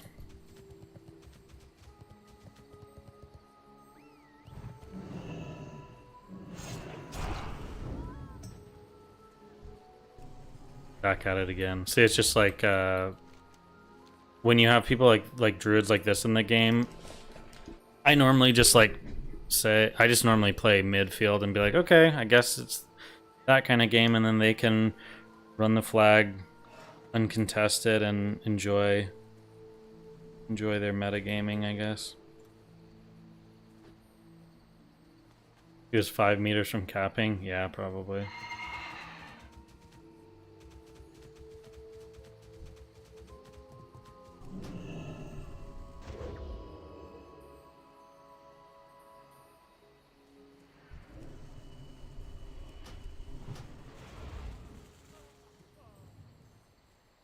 Like, I guess for me, it's kind of like, have you ever seen someone like, it's like someone in a cage or something, and they're like, or excuse me, like an animal behind a cage, and someone's like kind of teasing them or something. I feel like that's how it is with Druid flag carriers when you don't have an organized group. Like, obviously, if you have an organized group, like this guy's taking things really serious. He's stealthed across. Like, he's already stealthing across. It's like it's just a pug game, dude. But that's my point about the Druid stuff. It's like, if it's like a serious game that you have, you know, a rogue that's going to be there to help stun lock, you have someone like already down on connector waiting for them to drop and all this stuff, then you can actually put a stop to a Druid kiting around. But other than that, it's not going to happen. So it's just like, I feel like it's just a waste of time. Why are these guys all just following me? Like, we'll play the game. I did.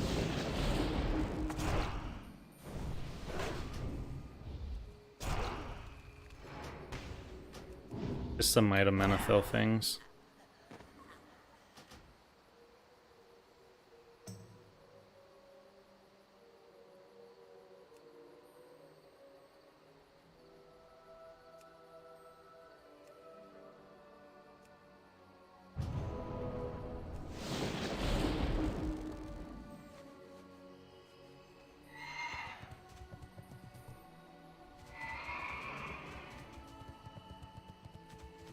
You want him to let you get him?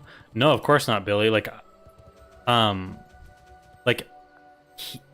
fact that he's running flags like this is like the best way of running them, right? I'm not shaming this Druid for playing the game at all. I'm just more saying, like, it's like it's futile, I guess. Like, it's a waste of my time to play cat and mouse with him and chase him around, I guess is what I'm saying. So when I see when there's a Druid like that in a game and there's no way that we can even do anything about it, I guess I'm just saying it's more of like, I'd rather just focus on mid and like PvP than worry about, like, I don't know, running around like chicken with my head cut off kind of thing, I guess. But yeah, I mean, like, no, more power to him. Like, that's exactly what I would do if I was a Druid.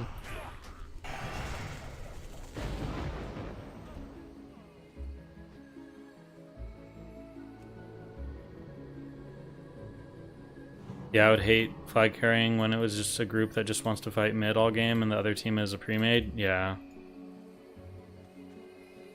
Or just cut them off instead of chasing.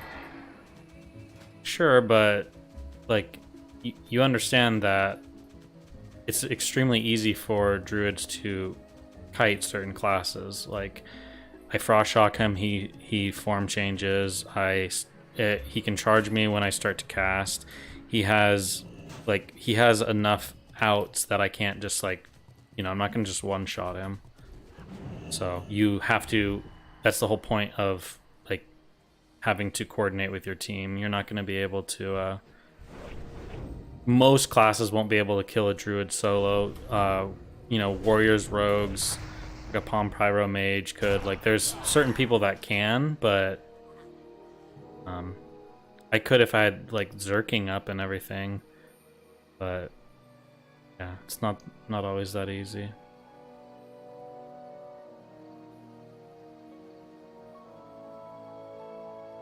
Get to catch Eben live. Let's go. Hey man, what's going on? I'm probably only going to be on for a little bit longer, probably another 20-30 minutes. We'll probably try and get one more game in, and then my wife gets home and I'm going to jump off and hang out with her for a little while.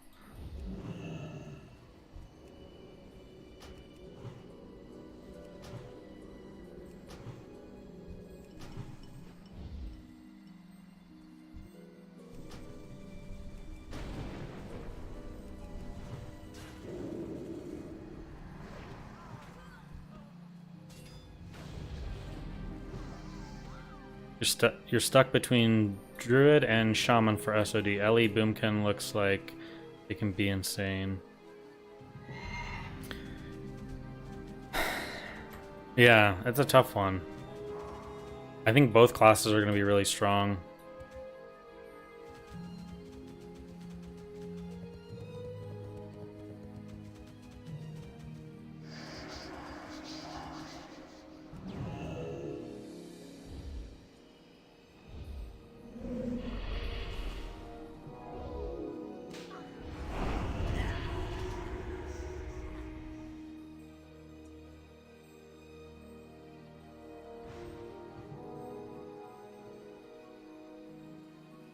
Star Surge, I bet, with being buffed by Starfire talents will crank, especially if it's instant cast. Yeah, it's true. I'm interested to see what kind of runes they get at level 40.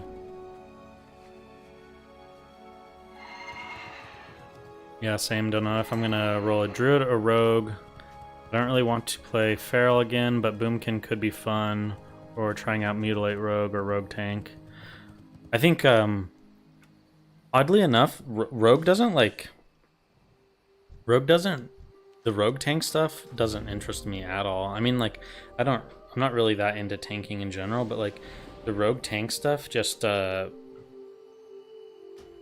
feel like if I was a Rogue, I'd just be like, no, I want a DPS, you know? Like, it just feels like an odd class to tank on. I get all the hybrids, all the hybrid classes like Paladin, Druid, Shaman, all of them being able to tank. But as a rogue player, it's just something I wouldn't really like. I don't feel like I would personally want to do that when I could just, you know, destroy people as a normal rogue. Mage healer is an odd choice. Yeah, it is a little bit weird. We'll have to see. We'll have to see how it is in groups and stuff.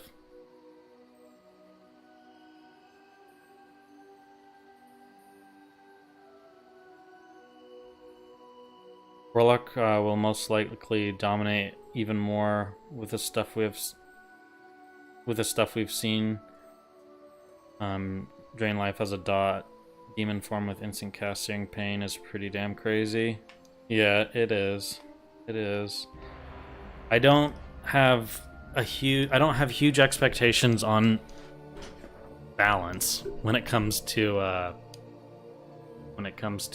Season of Discovery. We'll see how things work out, but hopefully things are like somewhat balanced in PvP. Like, and I say somewhat balanced, and then I'm playing classic PvP, which is just basically, I mean, we all know that classic PvP is already pretty unbalanced, so.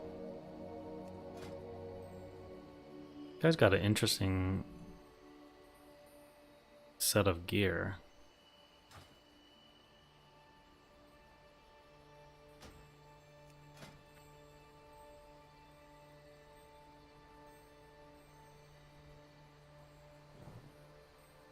Maybe he just doesn't have any better shoulders.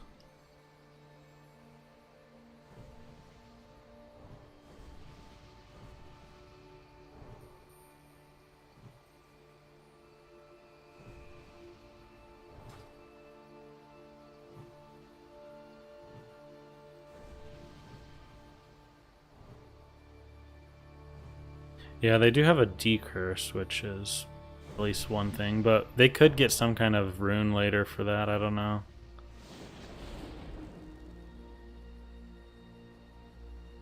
Lock's gonna probably be your main with the tanking. Yeah, Lock tank is like that seems like a fun one. Like, especially because you have so much, like, you can play Lock as like deep, like in terms of your spec, you could play like deep demonology to kind of have more survival, or you could be playing more like affliction to kind of be more life drainy and like have like a lot of dots to like rot your enemies down with, or even like the things that you're dealing with in a dungeon or whatever.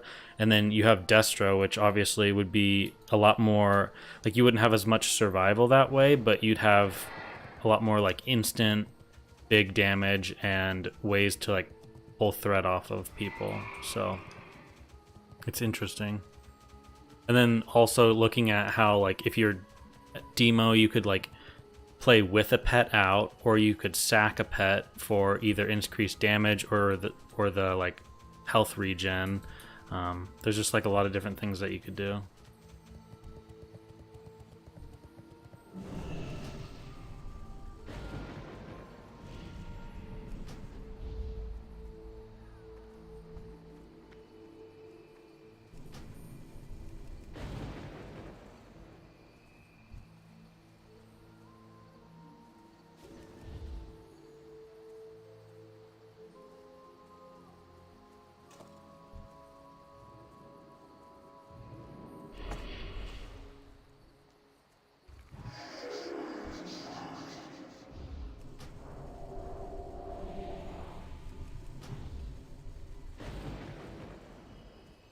Stupid pet.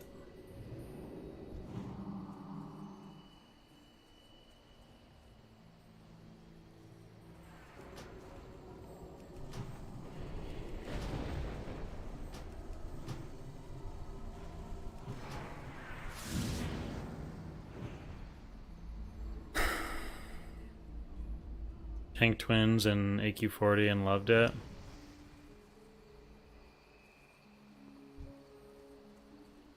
Yeah, it'll be interesting to see. It'll be interesting to see like what's kind of the most popular tank, you know, by everyone's standard, like what they prefer to run with. Because like right now you can have like you can have other tanks besides warrior, but it's kind of widely accepted that people prefer warrior tank, right? I love being AoE farmed.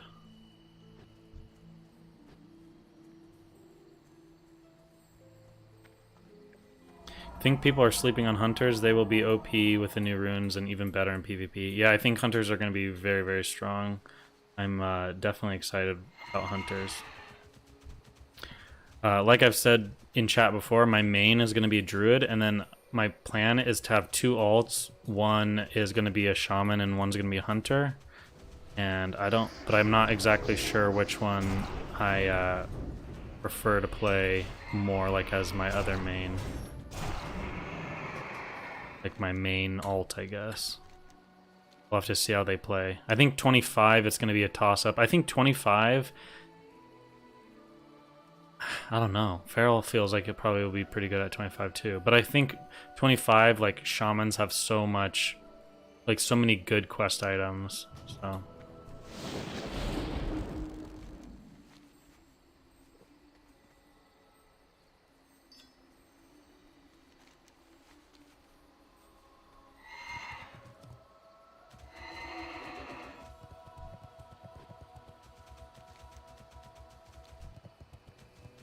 Okay, let's try and run around with the group a little bit more instead of just running in and dying over and over again to like 3 or 4 people. Need to get there to help them. Let's get this down.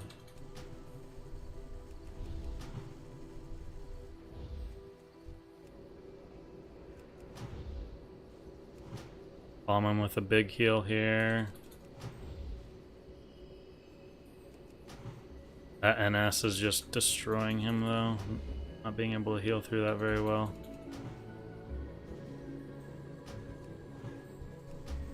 Kill this guy real fast.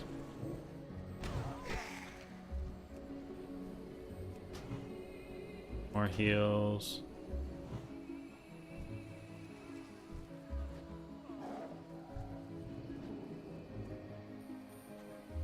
Had just enough mana for that, barely. I oomed right after that. Surprised he survived.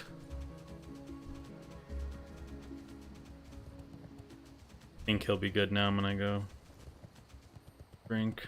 He has a priest with him. And we're gonna hit 25 in one day? Yeah.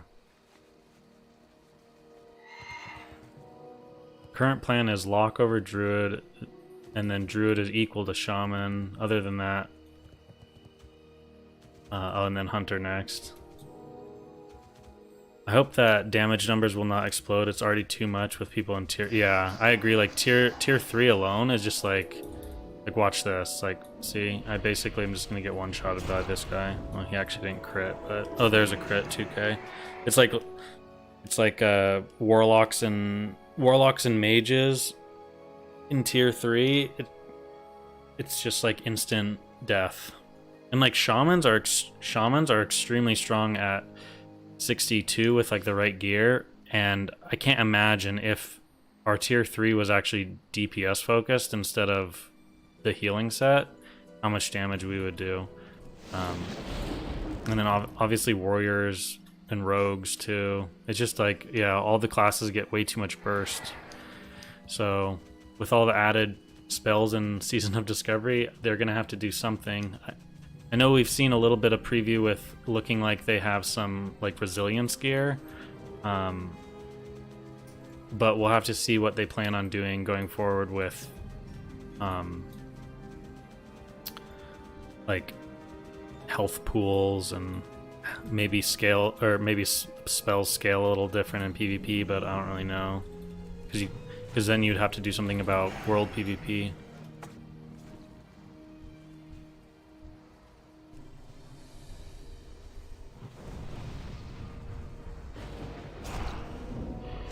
Ah! He died, but yeah, especially Destro. Warlock just deletes people. Yeah, it's crazy. I think it's mainly because Destro has a few, like, some pretty strong instant spells, and also like Death Coil is just like a, you know, like the person who's being who's Death Coiled can't do anything for that time period, so they're able to get a cast off. And then also having like Succubus, it's just too much of where like you can't play your character, but then they're also able to like do huge amount of damage with like Conflag being instant after you get an Immolate up, and then Soul Burn, it's just, or Shadow Burn or whatever, it's just too much damage overall.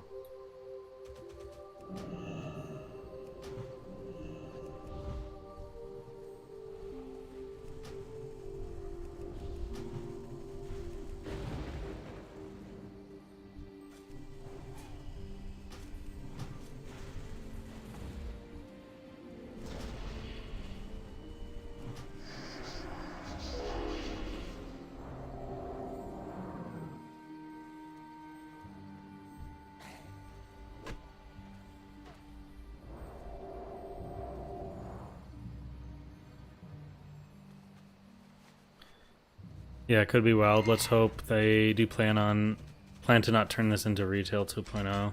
Yeah.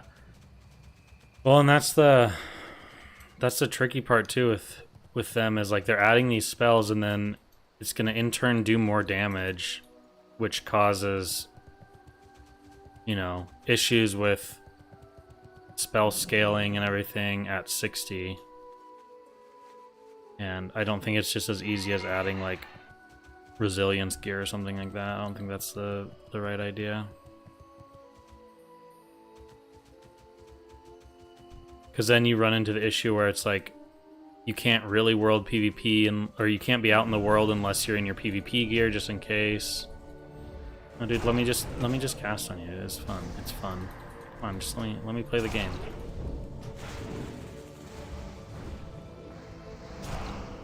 Fine, I'll just do this then.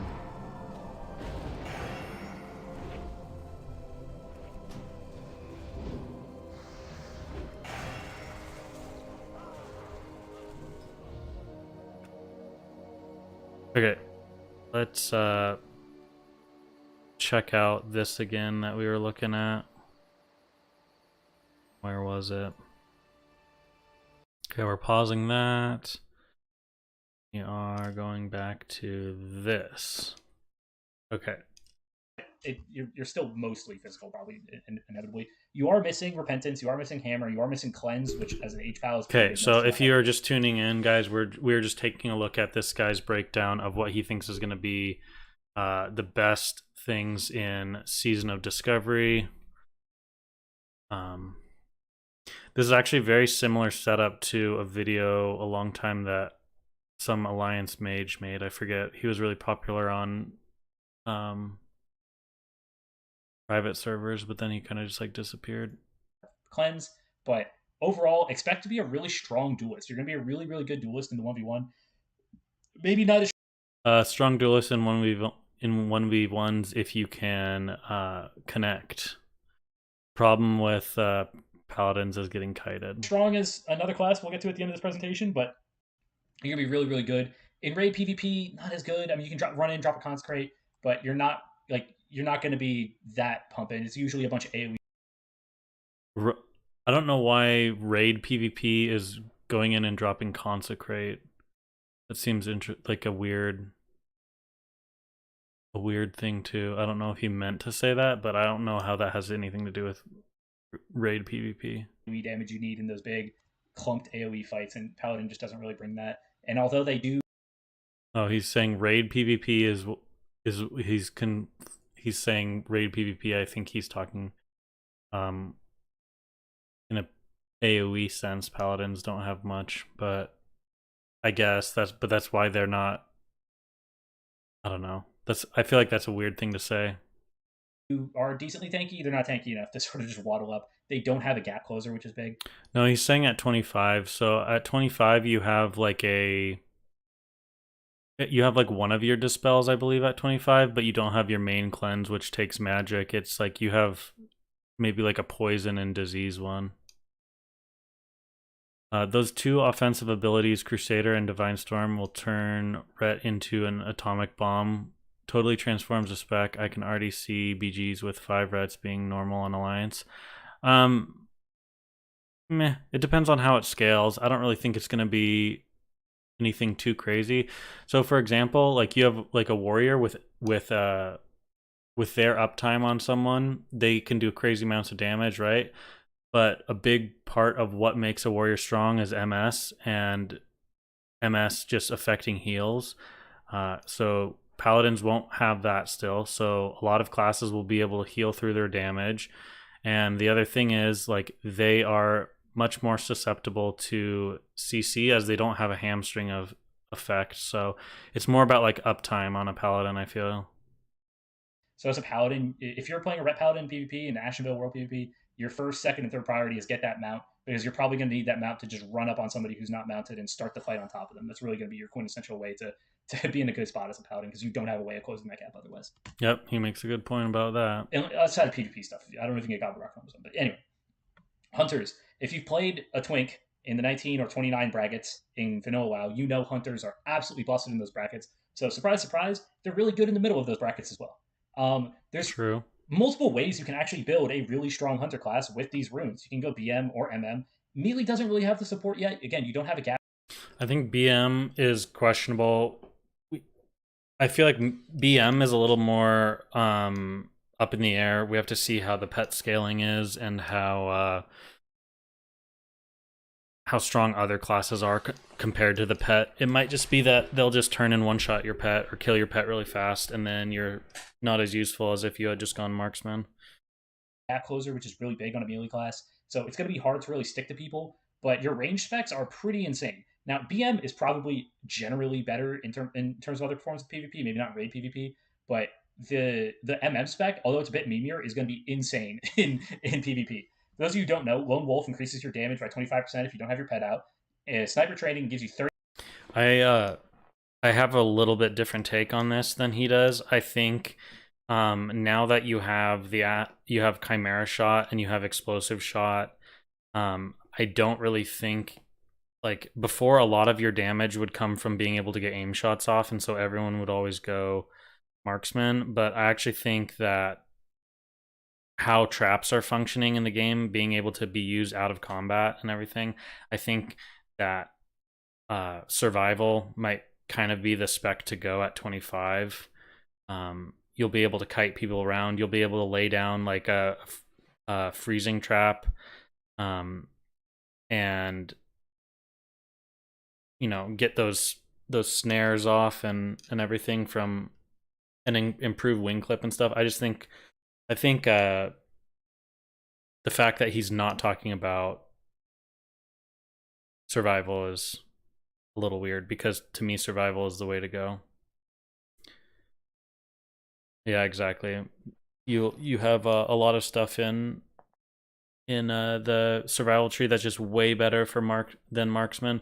Marksman's like all of marksman talents at the lower levels until you get down into the bottom of the tree, and then you get like tree shot aura and everything. It's just like basically improving crit and like damage of your shots, which obviously is good, but everything that survival offers is going to be great in PvP. So I think it's just a better option. 30% crit chance if you've been standing still for 6 seconds. And Chimera Shot's just a shot that does various things depending on what you have on your target, but it does more damage to a certain thing. And you get aim shot in this bracket. I didn't know you get aim shot, but you can get aim shot in this bracket on top of your standard concussive and wings clip. So if you want to, like, especially if you're a night elf, you can just like shadow meld in a bush off of the road, wait for some unsuspecting horde boy to pop out, and then like Viet Cong style, just aim shot, multi-shot, auto shot I agree that like if you're playing Night Elf, and you're playing the Lone Wolf spec, that then Marksman would probably be a little bit better because you're also just playing more of like a glass cannon build, and you don't really care too much, or you don't care as much about like survival. Jury is out on Hunter for me. They gain Chimera, which is big, but compared to others, they don't get much more burst.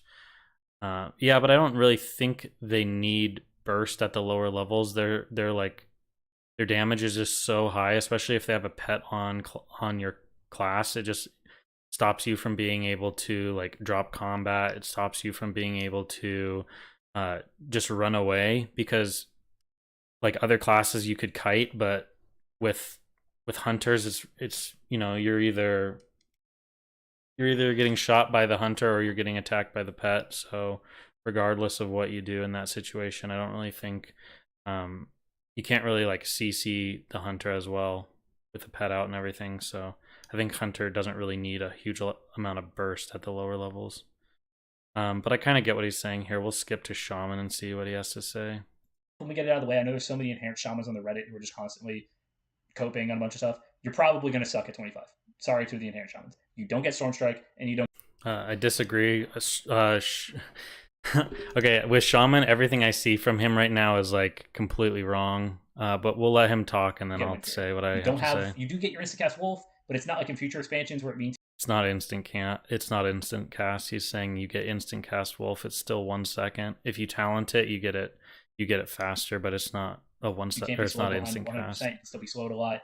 It's okay, but like the only thing you really have is Lava Lash as like a filler ability, and that's not a lot. So don't expect them to be that sick in the 25 bracket. However, elemental shamans will suck in 1v1s, but great everywhere else. In fact, I probably should put them as a 5v5 on raid PvP. Maybe if I had to go back and change, I would. But elemental shamans are insane coming into the level 25 bracket, just in SOD in general. You get lava. I don't think elemental shaman's going to be that strong at 25. You have lava burst, but we don't know the cooldown on it. But in general, lava burst, it's going to do about a fifth of someone's health. So it's strong, but it's not like the insane burst that people are thinking it's going to be. And I'm saying a fifth of like a fairly like a like best in slot geared like player that has a decent health pool. So on my shaman, my health pool is like 1600, 1500, and lava burst critting is going to be around 300 damage.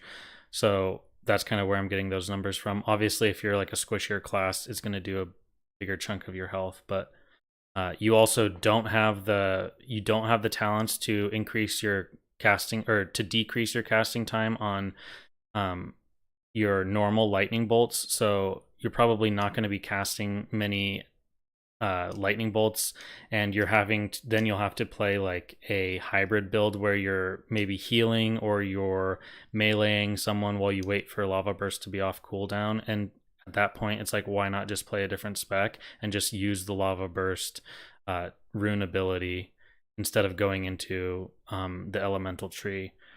I know that some of those elemental talents will benefit lava burst and stuff like that, but I just don't see it being useful. I know he said something about lava lash, but I personally wouldn't play dual wield shaman at level 25 in PvP. I would be playing like essentially like a tank enhancement shaman at 25. I think that would be the better way to go, and it also would help a lot with like mana issues, because all of your like several of your runes for the shaman are going to benefit like that play style with a shield, and also regenning mana. The funny thing is too is he highlights like overload and lava burst and earth shield, but to me these are some of them, or these are runes that actually I think are fairly strong, but aren't nearly as strong as some of the other runes. Like we go in here and we look at, where's my shaman? Like Way of Earth is, in my opinion, way stronger for a player that's playing in PvP, unless you're playing with other players and you're planning on putting Earth Shield on a friend and then you're healing. But I feel like leaving out Shamanistic Rage, Earth Shield, or I mean Way of Earth, those are huge runes for PvP and survivability. But let's get back to listen to what he has to say. Yeah, Ellie will be stronger later, since at the beginning they do not get 100% crit damage at 25. Yeah, you need to get the 100% crit damage, and you need to get the casting speed reduction in Lightning Bolt. That's always been the problem with Ellie Shaman 2, is you have to go so far down into the tree to make it really worthwhile. Otherwise, if you don't go down to the improved Lightning Bolt cast, you're basically just a shock palette, or a shock shaman. Your shocks are getting buffed, but you don't really get much out of your lightning bolts. Sorry, just got here. What did I miss? We're just talking about some of the classes at 25. We're watching a video from this guy, and he's kind of breaking down what he thinks is strong in the other specs, in the other classes in the game. So far, I agree with a lot of what he said, but there's a few things that we're finding that we're looking at, and I think he's a little bit off base with, but that's fine. If I made a video like this, I guarantee you there would be things in it that I would say that other people would completely disagree with. So I'm not like throwing shade at him. By the way, this is his video. Go take a look. And let's keep watching it. Burst and Overload, which doesn't just overload. I haven't gone over Druid. I will in a little. That Spell and Fury also applies to Lava Burst. That's not even something you get in Wrath, where in Wrath they're already one-shotting people. Now, it's going to obviously depend on what the damage values of Lava Burst look like at 25. I don't exactly know what that looks like, but if it's the ability it's supposed to be, where it's a shit ton of damage and always crits if you have Flame Shock on you, expect Shamans to just be globaling people. If they're giving... Yeah, they won't be globaling people. I know he says that you have to see what the amount of Lava Burst damage is, but we know what the damage of Lava Burst is. It is going to be like 200 to 250, and then if it's critting, you won't have the crit talent, so it's only going to be doing 50%. So you're looking at like 300 to 400 damage basically, which again, like I said, this shaman, I don't have any enchants on his gear or anything like that, and there's some pieces that you could switch around, but he has like 1,200 health, so you're basically doing your Lava Burst is basically going to do like 1/5 to 1/4 of their total health, and that's obviously really good. That's still a nice chunk of health, but I don't think it's like, he's talking about like one-shotting potential and all this stuff, and I just don't think it's anywhere near that. Given some time to just sit there uninterrupted for like 6 seconds. Now, that is the trick, though. In a 1v1, you're not going to get the chance to sit there and free cast for 6 seconds. You're going to get locked down and killed. And in small groups, if someone knows what they're doing, they're going to try to lock down that shaman too, because you don't have a way of getting away either. But if you're in raid PvP or you're in a small group and someone's not watching you and they forget about the shaman for a couple seconds, the second you're able to get a Lava Burst Chain Lightning off when you have Flame Shock on a target, someone... He's talking about Chain Lightning, but Chain Lightning, I'm almost positive you get at level 30-ish. You don't have Chain Lightning at 25, do you? I could be wrong. I assume he would have checked that, but I thought you didn't get Chain Lightning quite yet. Maybe you do, but yeah, you have to realize that your Chain Lightning and Lightning Bolt will be the slow cast. You won't have the talents for it.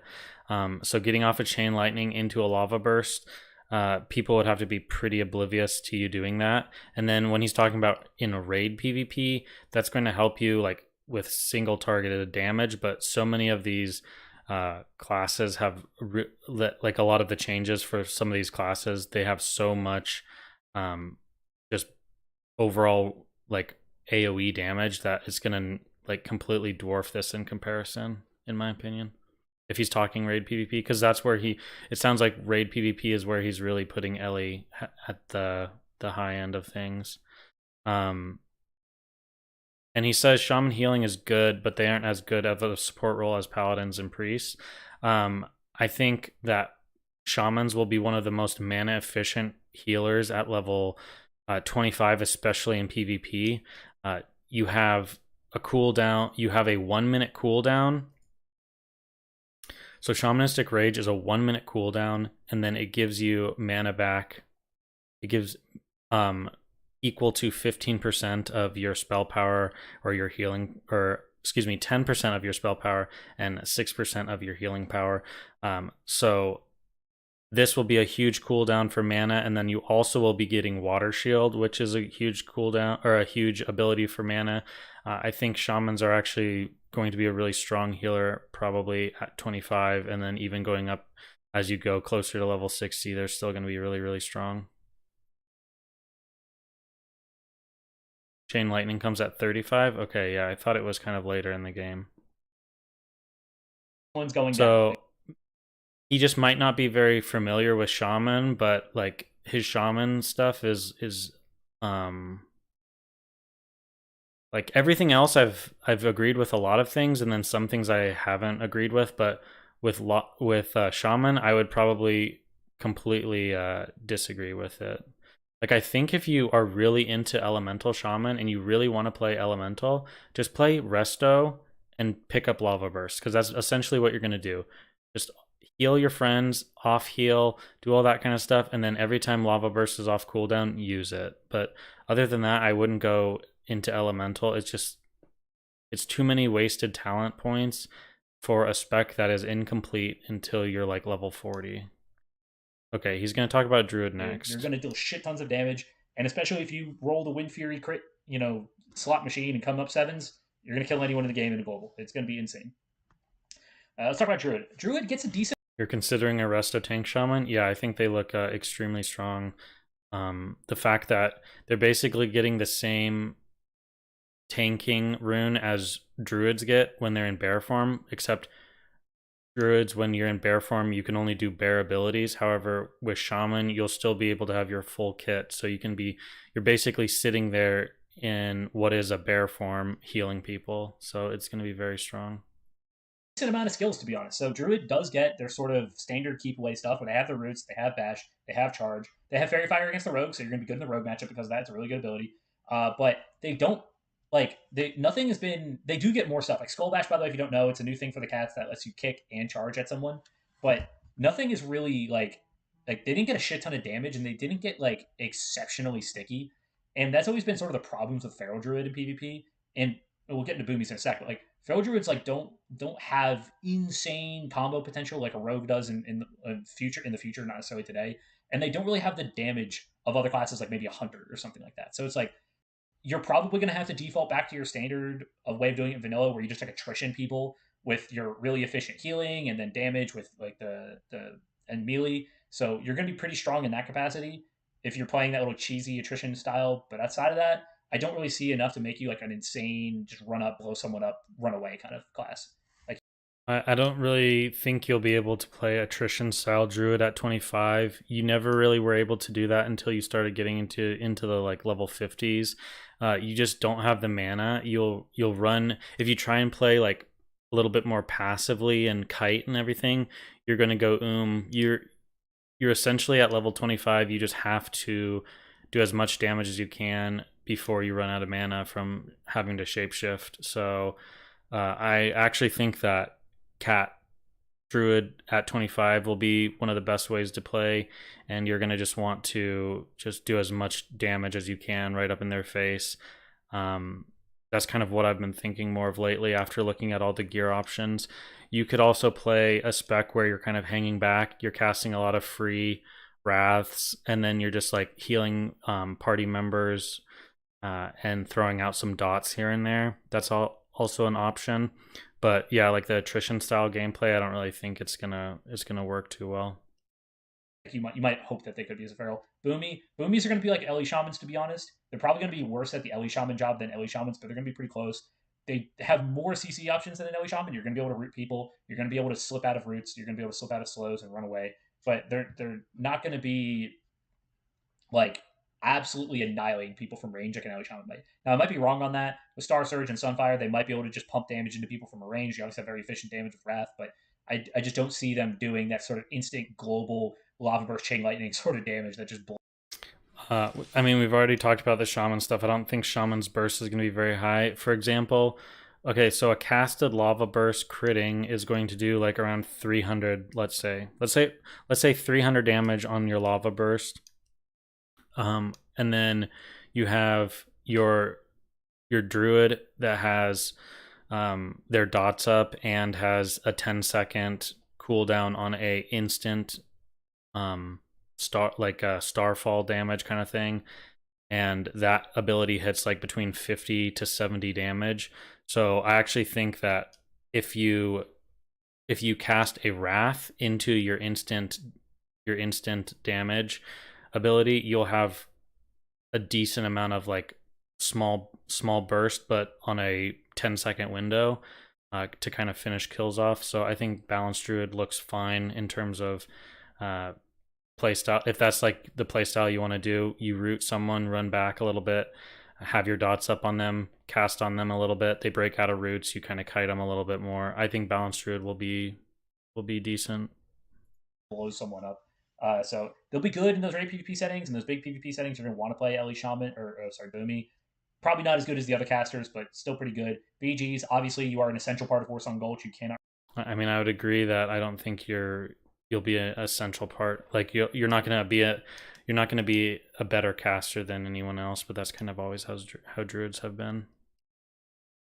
Wrath, Star Surge, Moonfire, Sunfire. Yeah, exactly. That's like a pretty big chunk of damage, and like so your Wrath and Star Surge essentially will be on the same GCD, because your Wrath, you're casting it, and then your Wrath and Star Surge will hit approximately the same time as your Moonfire, so you're getting like a pretty big chunk of damage in quick succession. So I think Boomkin will be okay at 25.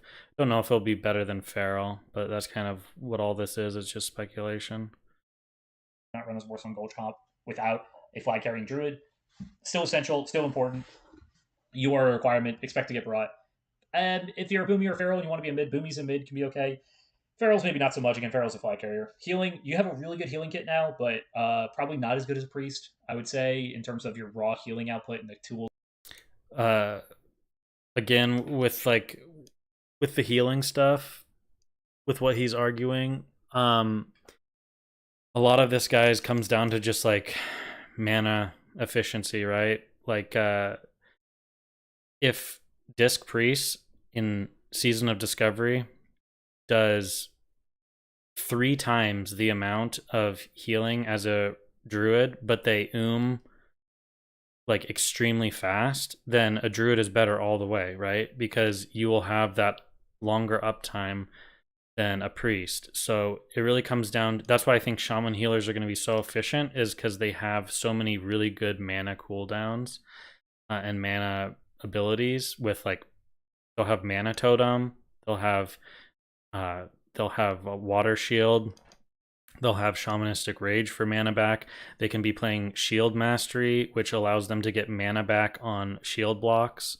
So there's a huge amount of mana cooldowns for shamans, and likewise when we look at druids and priests, it's just going to come down to mana efficiency. You have available to you, but you're way better now, and you do get life bloom, so expect to be, honestly, I'd say really good. I might even say they're like second place behind a priest in terms of being a raw healing support character, just because they have decent CC on top of pretty good heals now. Rogue, okay, so Rogue is like, rogues aren't rogues right now, unfortunately, and I love Rogue, but let's talk about it. So let's talk about the big miss here. All right, you don't have cheap shot, you don't have blind, and you don't have kidney shot either. So if you've ever played Rogue, and they don't have prep too, if you ever played Rogue, you know that means you basically don't have like 70% of what makes you a rogue in PvP. Cheap shot.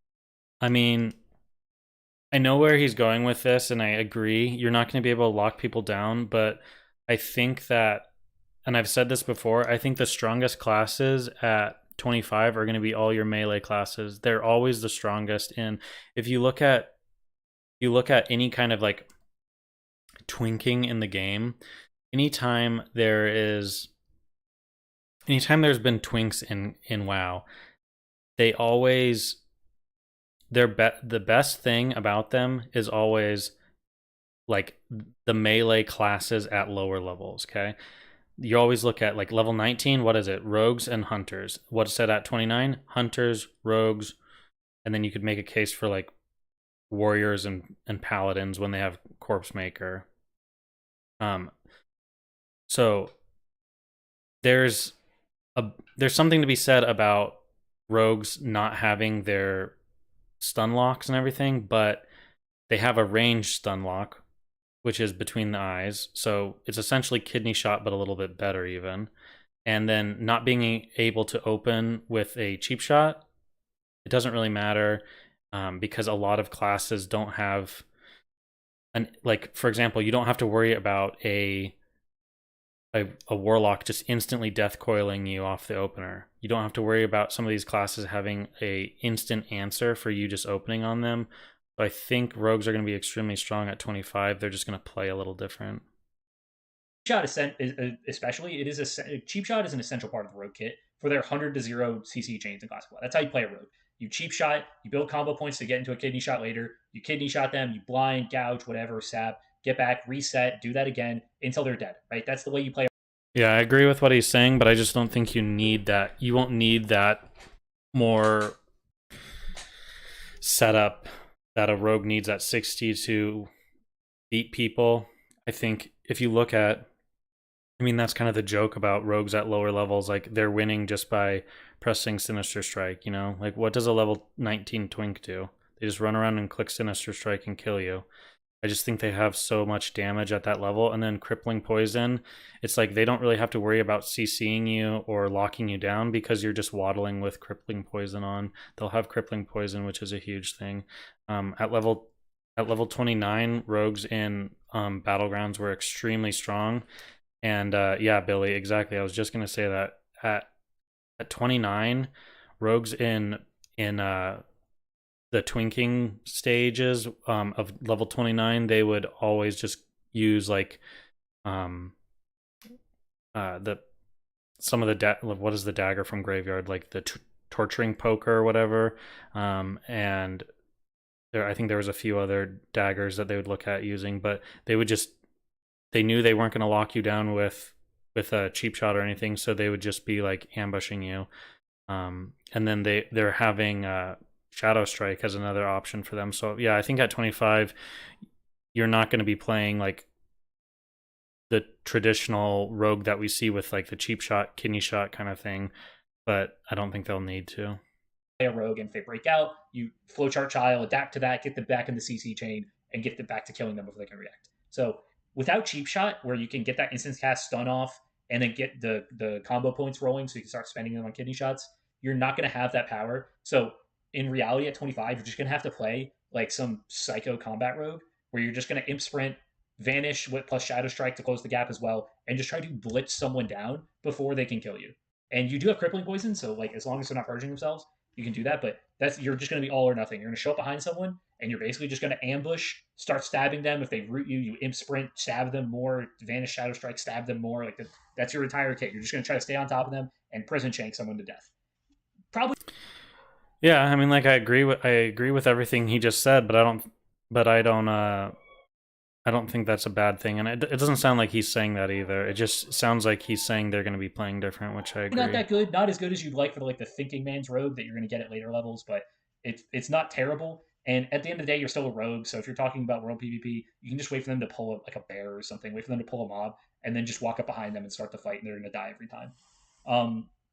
Raid PvP, you're practically useless, to be honest. You can sneak up behind them and try to go for a healer. But the second you do that, everyone's just going to turn around and one-shot you. Yeah, 100% agree with the raid PvP stuff, especially at this level. You can't do the kind of useful things that you could in raid PvP at the higher levels, where you're like worrying about, or you're like trying to CC people in the back line, or deal with like their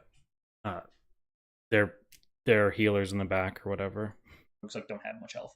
They're probably one of the squishiest classes in the game, probably the second squishiest behind the mage, but you don't have the shields of the mage. So BGs, rogue's actually pretty decent BGs because they're actually pretty good at locking down druids because they constantly apply crippling poison. They have sprint, they do good damage, so you're just going to basically try to run down a druid and stop them. So that's sort of why you bring rogues. So they're good at like flag defense and flag recovery. but not so Rogues much will be anything really else. good Also, in your PvP stealth, by the way, at this with level is just unbearably slow. their So ranged you're gonna hate shots that. now. But it's gonna be bad. All right, let's talk about priest.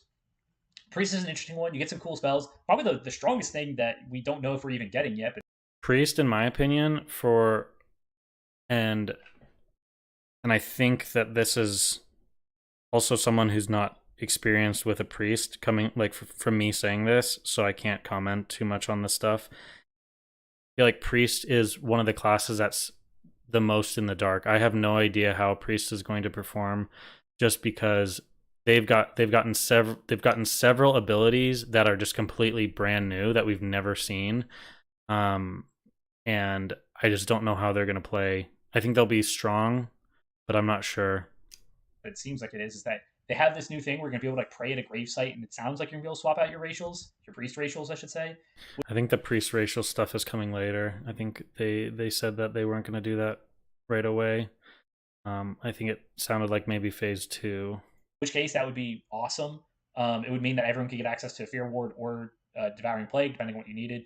At the early levels, Devouring Plague is actually really strong, even though it costs just an unreasonable amount of mana. If you have good enough gear, you'll be able to eat that mana cost just fine. But it does a lot of healing, and that's sort of like the quintessential part of what makes DP so good. Is that it gives you a ton of self healing. So that plus Powered Shield and Renew, you're really, really durable in a 1v1. On top of that, you get Blackout, you get Dispel, you get Shadow Word Death, you get Psychic Scream. So you're the way Priest, everyone imagines fighting Priest today, where you're this really durable caster that does good, consistent damage while being impossible to kill and constantly fearing people. You're still that person, just not as good at it. You're missing Vamp Embrace, which is really sad because that is like a good self healing tool. Yeah, I think Vamp Embrace is pretty strong. For that physical reduction in if you're looking damage. to just you do get Homunculi, solely though. be DPS. It's unclear how much your little Homunculi dudes are gonna like how much damage they're gonna deal, but it's probably still going to be a good PvP cooldown, if anything, for just like pushing back casts and stuff like that. Healing wise, you're probably the best one in the game. Powered Shield is insane for PvP. On top of that, renewing everybody, you have really strong heals. You have a ton of healing things that just got printed with Penance and Prayer of Mending. You have a ton of tools. You're going to be really good in raid healing scenarios, and that's probably your one of your best options here. Okay, that was his take on Shadow Priest. What do you guys think about that? Some of you probably have more experience with Priest than I do. I feel like pretty good points there. I think probably most priests are going to play kind of like that offensive healer type priest, where you're putting up some dots here and there, but you're still focusing on like healing your teammates. Maybe using like a mind flay every once in a while to try and like slow someone off of you or someone else. But I'm not exactly sure. Shadow Priest will get more burst from Shadow Word Death. True, that's true. 20% more damage on Mind Blast and Mind and Flay from Rune when dot is up. And new dot from... Oh yeah, I know. They have the new like Devouring Plague dot, yeah.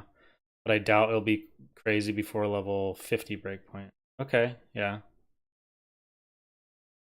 I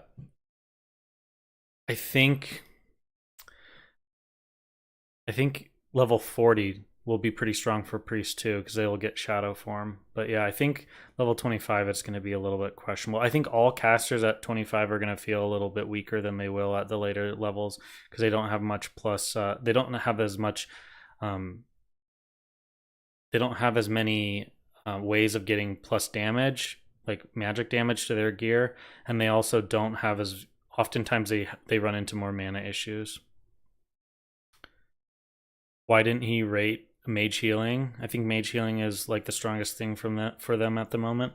Yeah, I think it sounds like it's going to be a lot of...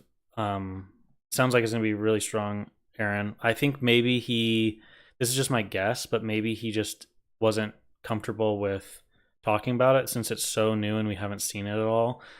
A lot of what he's talking about in his video, he's kind of discussing how things have happened in classics so far, like in the past, and like talking more about all this stuff from experience in the game, which is kind of what everyone is doing.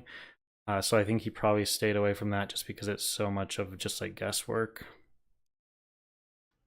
Mage is weird. So Mage traditionally in the 19 to 29 bracket wasn't really that good, to be honest, but they get a lot of frost support from their runes. And in the 19 bracket, they're kind of bad, but in the 25 bracket, they actually, it's like pretty good for them. Like a lot of people don't get what they need, but Frost Mage kind of gets a lot. So Frost Mages at 25, you're going to be a live lord because you can just get like you can just escape any class that is melee. But like Hunter, you're gonna have issues with Hunter because you don't have barrier yet. You get barrier later in the game at 40, so you won't have barrier. You don't have the ability to really burst people because you're not going to have your shatter combos because you can't get the talent points into shatter for that crit on frozen targets. So, and also Ice Lance is like, I looked at the tooltip. Ice Lance is doing like 20 to 30 damage, and then like if you have like Fingers of Frost or if they're frozen, then it's like maybe 70 damage, which again, that's like very, very low damage just for someone that has like 1,400 health, right? 70 damage is not very much. So I think mages at 25 are going to feel, they're just going to have a hard time killing people. I think they're going to be kind of used as utility with all of the slows and having poly and all that stuff. They'll be nice in group PvP, but I think in 1v1s and stuff, anyone that plays a mage is going to be very frustrated with how little damage they do. But I think you're going to have to wait till later in the game when you really start to blow people up with like Frost. Now, he doesn't touch on it, but maybe you can do some crazy stuff with Fire. At 29, Fire Mages did do a lot of damage if they had the right gear. So Fire might be the way to go if you actually want to do damage. But so far, him talking about Frost, it's going to be very, very little damage when you don't have Shatter. Like, Shatter is so important to be able to do much damage as Frost. Mage healing will be meta shifting. You'll see more people using arcane damage now. Yeah. And you're going to have to, the interesting thing about mage is like on the surface, when you start fighting one, you won't be quite sure. Like if they don't have barrier, then you're probably like, they could be some kind of healer. I'm not sure. You're going to have to kind of figure it out as you fight them in PvP, which will be interesting. To be honest, Hunter will not be that bad as mage now. When you can heal yourself. This was always the biggest issue before. Yeah, we'll have to see. I don't know if can mages use their, I didn't actually think about this. Can they use their temporal stuff on themselves? Can they self-target themselves for that? Yep. Okay. Yeah, then that will help them out a bit. But again, they're going to be having to be using arcane abilities to make that beneficial. So with Frost Mage, you're not going to get that, which I think it was smart for Blizzard to do that, but it also makes his analysis of Mage at 25 a little weird because he's talking about Frost, and I just think Frost Mages are going to be really low on damage without having Shatter. So I'm going to skip through Mage stuff. But let's talk about great choices. Okay. Before even watching his Warlock stuff, he's just given them infinite rating on 1v1, which I think is really funny. I don't know if I don't believe they're going to be this strong at 25. If he's talking 60, then I'm 100% with him with all this rating that he's giving them for 1v1. But I think at 25 they're going to run into the same issues that a lot of casters will, where they don't have as much damage. Like think of a naked warlock, like a level 60 warlock that's naked, right? Now think of him putting a dot up on you. It's tickling you, right? It's not doing that much damage. Now think of a naked warlock putting a dot up on you, but he has a ton of health, right? yeah, it takes you a little bit longer to kill him, but he's not much of a threat to you. At 25, that's how a lot of casters are. They don't have the damage to really kill you quickly, because a lot of the gear. Now, like I said, if the raid has a lot of gear that has plus damage on it for casters, then it could change things up. But I think just right now when we look at stuff, most of your gear that you're getting is just like plus int plus stam, right? You're not able to get a lot of that gear that you really need to do all that damage. So, like for example, at 29, traditionally in battlegrounds, twink warlocks weren't very strong because they had to take all plus shadow damage greens, and then they were extremely squishy. However, at level 39, warlocks ended up being pretty strong because they could get double shadow damage rings. I'm blanking on the name right now, but the epic shadow damage rings, they were able to get 2 of those. They were able to get Staff of Jordan and enchant it with spell power. So as you can see, when they're starting to get more and more spell power, then they're actually able to start doing more damage. So we'll have to see how strong they are at 25, but I think they definitely are going to get stronger over time. Locks have like 1,700 health with Haunt, and a Tome of Healing from Destrolock, or from Tome of Healing from a ton of healing from Drain Life. I was reading that as Tome. I was confused. A ton of healing from Drain Life. I saw some clips. It heals for a lot. Runes meta. That's my point, though. I think they'll have a lot of survival, and they probably can beat some classes with attrition.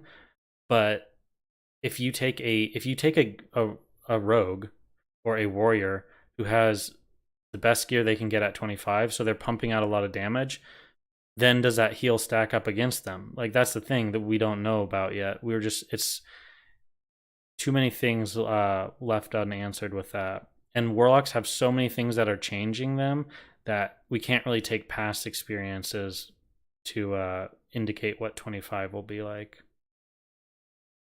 Looked at the instant searing pain build. Yeah. Underworld Band. Yeah, that's what it was called.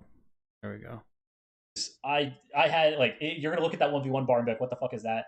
Warlocks are insane. Like, I mean, going through this list, I'm like looking like, oh, like warriors get like a little bit. Oh, they get like quick strike. That's like, like another attack. It's like, oh, what do tank warlocks get? They become small raid bosses. Like, okay. Let's talk about warlocks. So they get 500% armor. They get sack from Voidwalker, so they're gonna be able to get like a 600 something plus shield, and then they're gonna get 2 of them because you get Feldon. On top of that, you're gonna be able to make your Hellstone. You get Master Channeler, which is gonna turn your Drain Life essentially into a Siphon Life. And you're going to get Incinerate if you want some range damage. That's actually pretty good. Or you can just have Instant Cast Searing Pains. You can't get kicked on an Instant Cast. On top of that, you can get that and still get 5 out of 5 Corruption for Instant Cast Corruption and your Curse of Pain or whatever it's called, the one that does damage. You're going to deal tons of the standard Warlock damage. You're going to be able to fear people like crazy. And you're going to be unkillable. You're going to have to, like, people are going to have to get through like 3,000 health to kill a Warlock at level 25. I mean, that's absolutely ridiculous. There's 60s that don't even have 3,000 health. And that's probably what you're going to have to, like, they just have so much. And if they get good gear, I mean, just watch out for Warlocks. They're going to be insane in PvP. In small groups, I mean, again, yeah, like you could like honestly, they look so good that like you could put up any 3 classes and face them against 3 Warlocks, and 3 Warlocks probably beats them. I mean, Warlocks just look broken in scenarios. They probably take a bit of a hit in raid PvP because in raid PvP you're just going to get blasted down by casters, and you don't have the AoE damage that like mages have. So in terms of what you might see a lot in the Ashen Veil, they may not be that crazy. But like in 1v1s, I don't see how anyone beats a tank lock. They're just going to be so tanky, especially for physical damage classes. I mean, you might as well just lean over. I mean, it's just going to be bad. BGs, they weren't traditionally that good. Interesting. I kind of feel the exact opposite. I feel like he says physical DPS will tickle you and casters will envy you. I think warlocks will destroy casters. However, they're going to have a harder time against physical. Like, every physical damage class in the game is stronger at lower levels. they have more options with gear. And that's not talking about like someone in like green leveling gear. I'm talking about someone that has like these amazing quest item weapons, or like a paladin having the paladin quest mace, two-handed mace. Like those classes do a ton of melee damage. So I actually think melee damage would be a little bit scarier for warlocks. But yeah, Zaki, I totally agree. At 60, I think it's going to be completely different. 60 is going to be a whole different beast. 25 is just, that's why I think, that's what I see the problem being. I think some people at level 25 are going to be like, God, like, say you want to play a frost mage and you're at level 25 and you're like, yeah, dude, like people are slowed and I can sheep people and people keep getting like frozen with my procs and everything, but I can't kill anyone. Like this class sucks. And then they're going to re-roll, but they don't realize that casters get so much stronger later in the game. So that's just the only thing I would say about a lot of this stuff with talking about Warlock is I think they will be really tanky and probably fairly hard to kill, but I'm not sure how much dot damage they're going to have in comparison to like people's life. With all the like gear that people will have. We'll have to see. I don't know. Warden staff plus metamorphosis will be absolutely insane at the 40 bracket. You can find one. Warden staff is level 43, so sad or something like that. So sadly you won't be able to have it. But I think there's another armor staff that you'll be able to get. I think it's like a green one that's like level 35 or something like that. But yeah, I know what you mean. It's like they're going to scale really well later. They have 2k armor at 25. How is melee going to do anything again to that? Like you said, casters don't have enough spell damage gear. Plus a ton of self-healing too. I mean, Aaron, I'm just telling you, like I think people, and I'm doing this too, like I'm saying I don't know, but I'm saying I think people are putting too much on something on paper, right? So if something's like, if you have a huge amount of armor and you're taking like a drastically less damage from melee attacks, that doesn't necessarily mean that those melee attacks still won't kill you, if that makes sense. Like it's just it's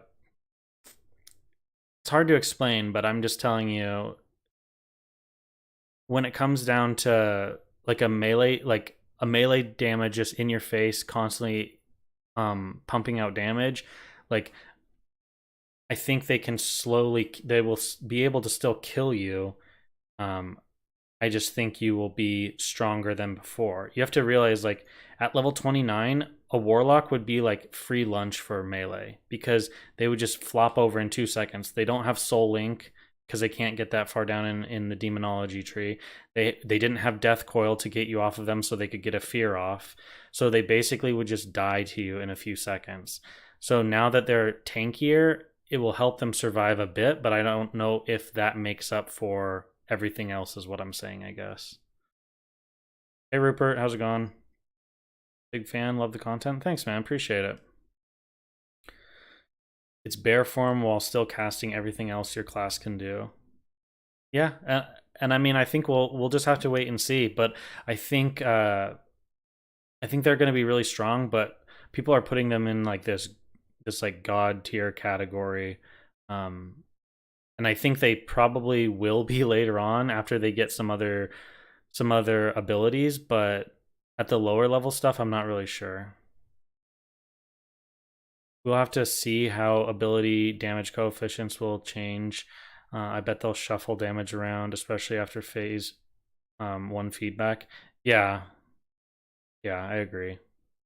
In the 19 or 29 bracket, but I mean, with these buffs, I just don't see how they're anything other than insane. Maybe I'm wrong. Maybe there turns out to be some kryptonite. I mean, paladins, if you want to be insane, like you can spec exorcism, which gives you like what 100% chance to crit against undead or demons. I think metamorphosis makes you a demon, so maybe paladins are like the the hero we needed in this time to try and smite the Warlock oppressors. But I don't know. I'm gonna need like maybe there's some kryptonite I'm not aware of yet, but they just look insane looking at the abilities. All right, let's talk about what actually is going to look like an Ashenvale PvP because I think it's easy to look at like the brackets I have out. Like, oh, why do you care about raid PvP? How often is that going to happen? You've been watching since 2019 before Classic? Thanks, man. Appreciate it. Okay, now it looks like he's talking about what to expect in Ashenvale. I don't know if I really want to watch that. That's just more about... Let's go to the PvP tier list. I feel like this stuff is a little bit more shot in the dark. I honestly thought about putting Warlock on like a tier and then have an empty tier and then the rest of the classes, but I thought it would be too memey. Warlocks just look so broken. They're just so tanky. Interesting. Okay, the one thing I'll say right now is, see what he did there. He said Warlocks look so broken. They look so broken, and I agree. I think they look really, really strong. But if we look at how good a Warlock is at 60, right? Warlocks at 60, super strong, right? They can beat a lot of different classes. Pretty much they can beat any class in the game. They have a little bit of harder time against like certain classes, but in general, Warlocks are just gods at 60. However, and this I'm talking classic era right now, right? So if you have a geared level 60 Warlock, he beats almost everything in the game. If you have a geared level 25 Warlock, he loses still to most other geared players unless he outplays them. My point is, I don't see them being as strong at 25 as some people think they will be. That putting them in their own category up here, I don't know if it's really going to be that much of a difference. I do think they're going to be strong, but I don't know if they're going to be that insane. But I guess we'll wait and see. Putting druids and rogues lower on the, like down here at B, I think they should be quite the opposite. I would put rogues and druids high up on this list. Physical damage classes are going to be really strong. I would keep warriors down low. I think warriors really are not going to do very well at 25 because they don't have Zerker stance, they don't have intercept, they don't have Berserker Rage, they don't have a lot of the things, they don't have a pummel, they don't have MS, they don't have a lot of the things that are really, really important for the class. So yeah, sadly, I think warriors are pretty low on the totem pole. I would put mages down towards the bottom as well. I think mages later in the game are really, really strong. I think at lower levels, mages are super strong when it comes to living and when it comes to running away, right? They have blink, they have sheep, they don't have that much damage, right? So I think, yeah, you'll be able to live fairly well on a mage, but in terms of just like being able to kill people, I don't really see them being that good outside of maybe like a group setting, obviously, like they'll have AoE and everything for like world PvP and big group PvP. So in that sense, I think they're strong. But if we're talking more of like a 1v1 or class versus class, I think mage is pretty low on the list. As a druid, I want to carry flag, but also do damage. I know I can change my runes, but I don't want to constantly be respeccing. Do you think going balance FC hybrid or feral FC hybrid? I don't see a world where I don't get cat speed talent. Yeah, I think you basically have to, if you're talking at 25, I think getting the cat speed is going to be really, really nice. And then the balance stuff is more situational. And then there's not really enough good things in Resto because you can't get down to NS. So probably just like a feral that I'd go if you're interested in playing, kind of being able to play anything. If you're really just more specifically focused on like balance stuff, then I would just go balance. But yeah, in terms of this guy's list, I would put, honestly, I think hunters are going to be up at the top. I think feral druids are going to be fairly high.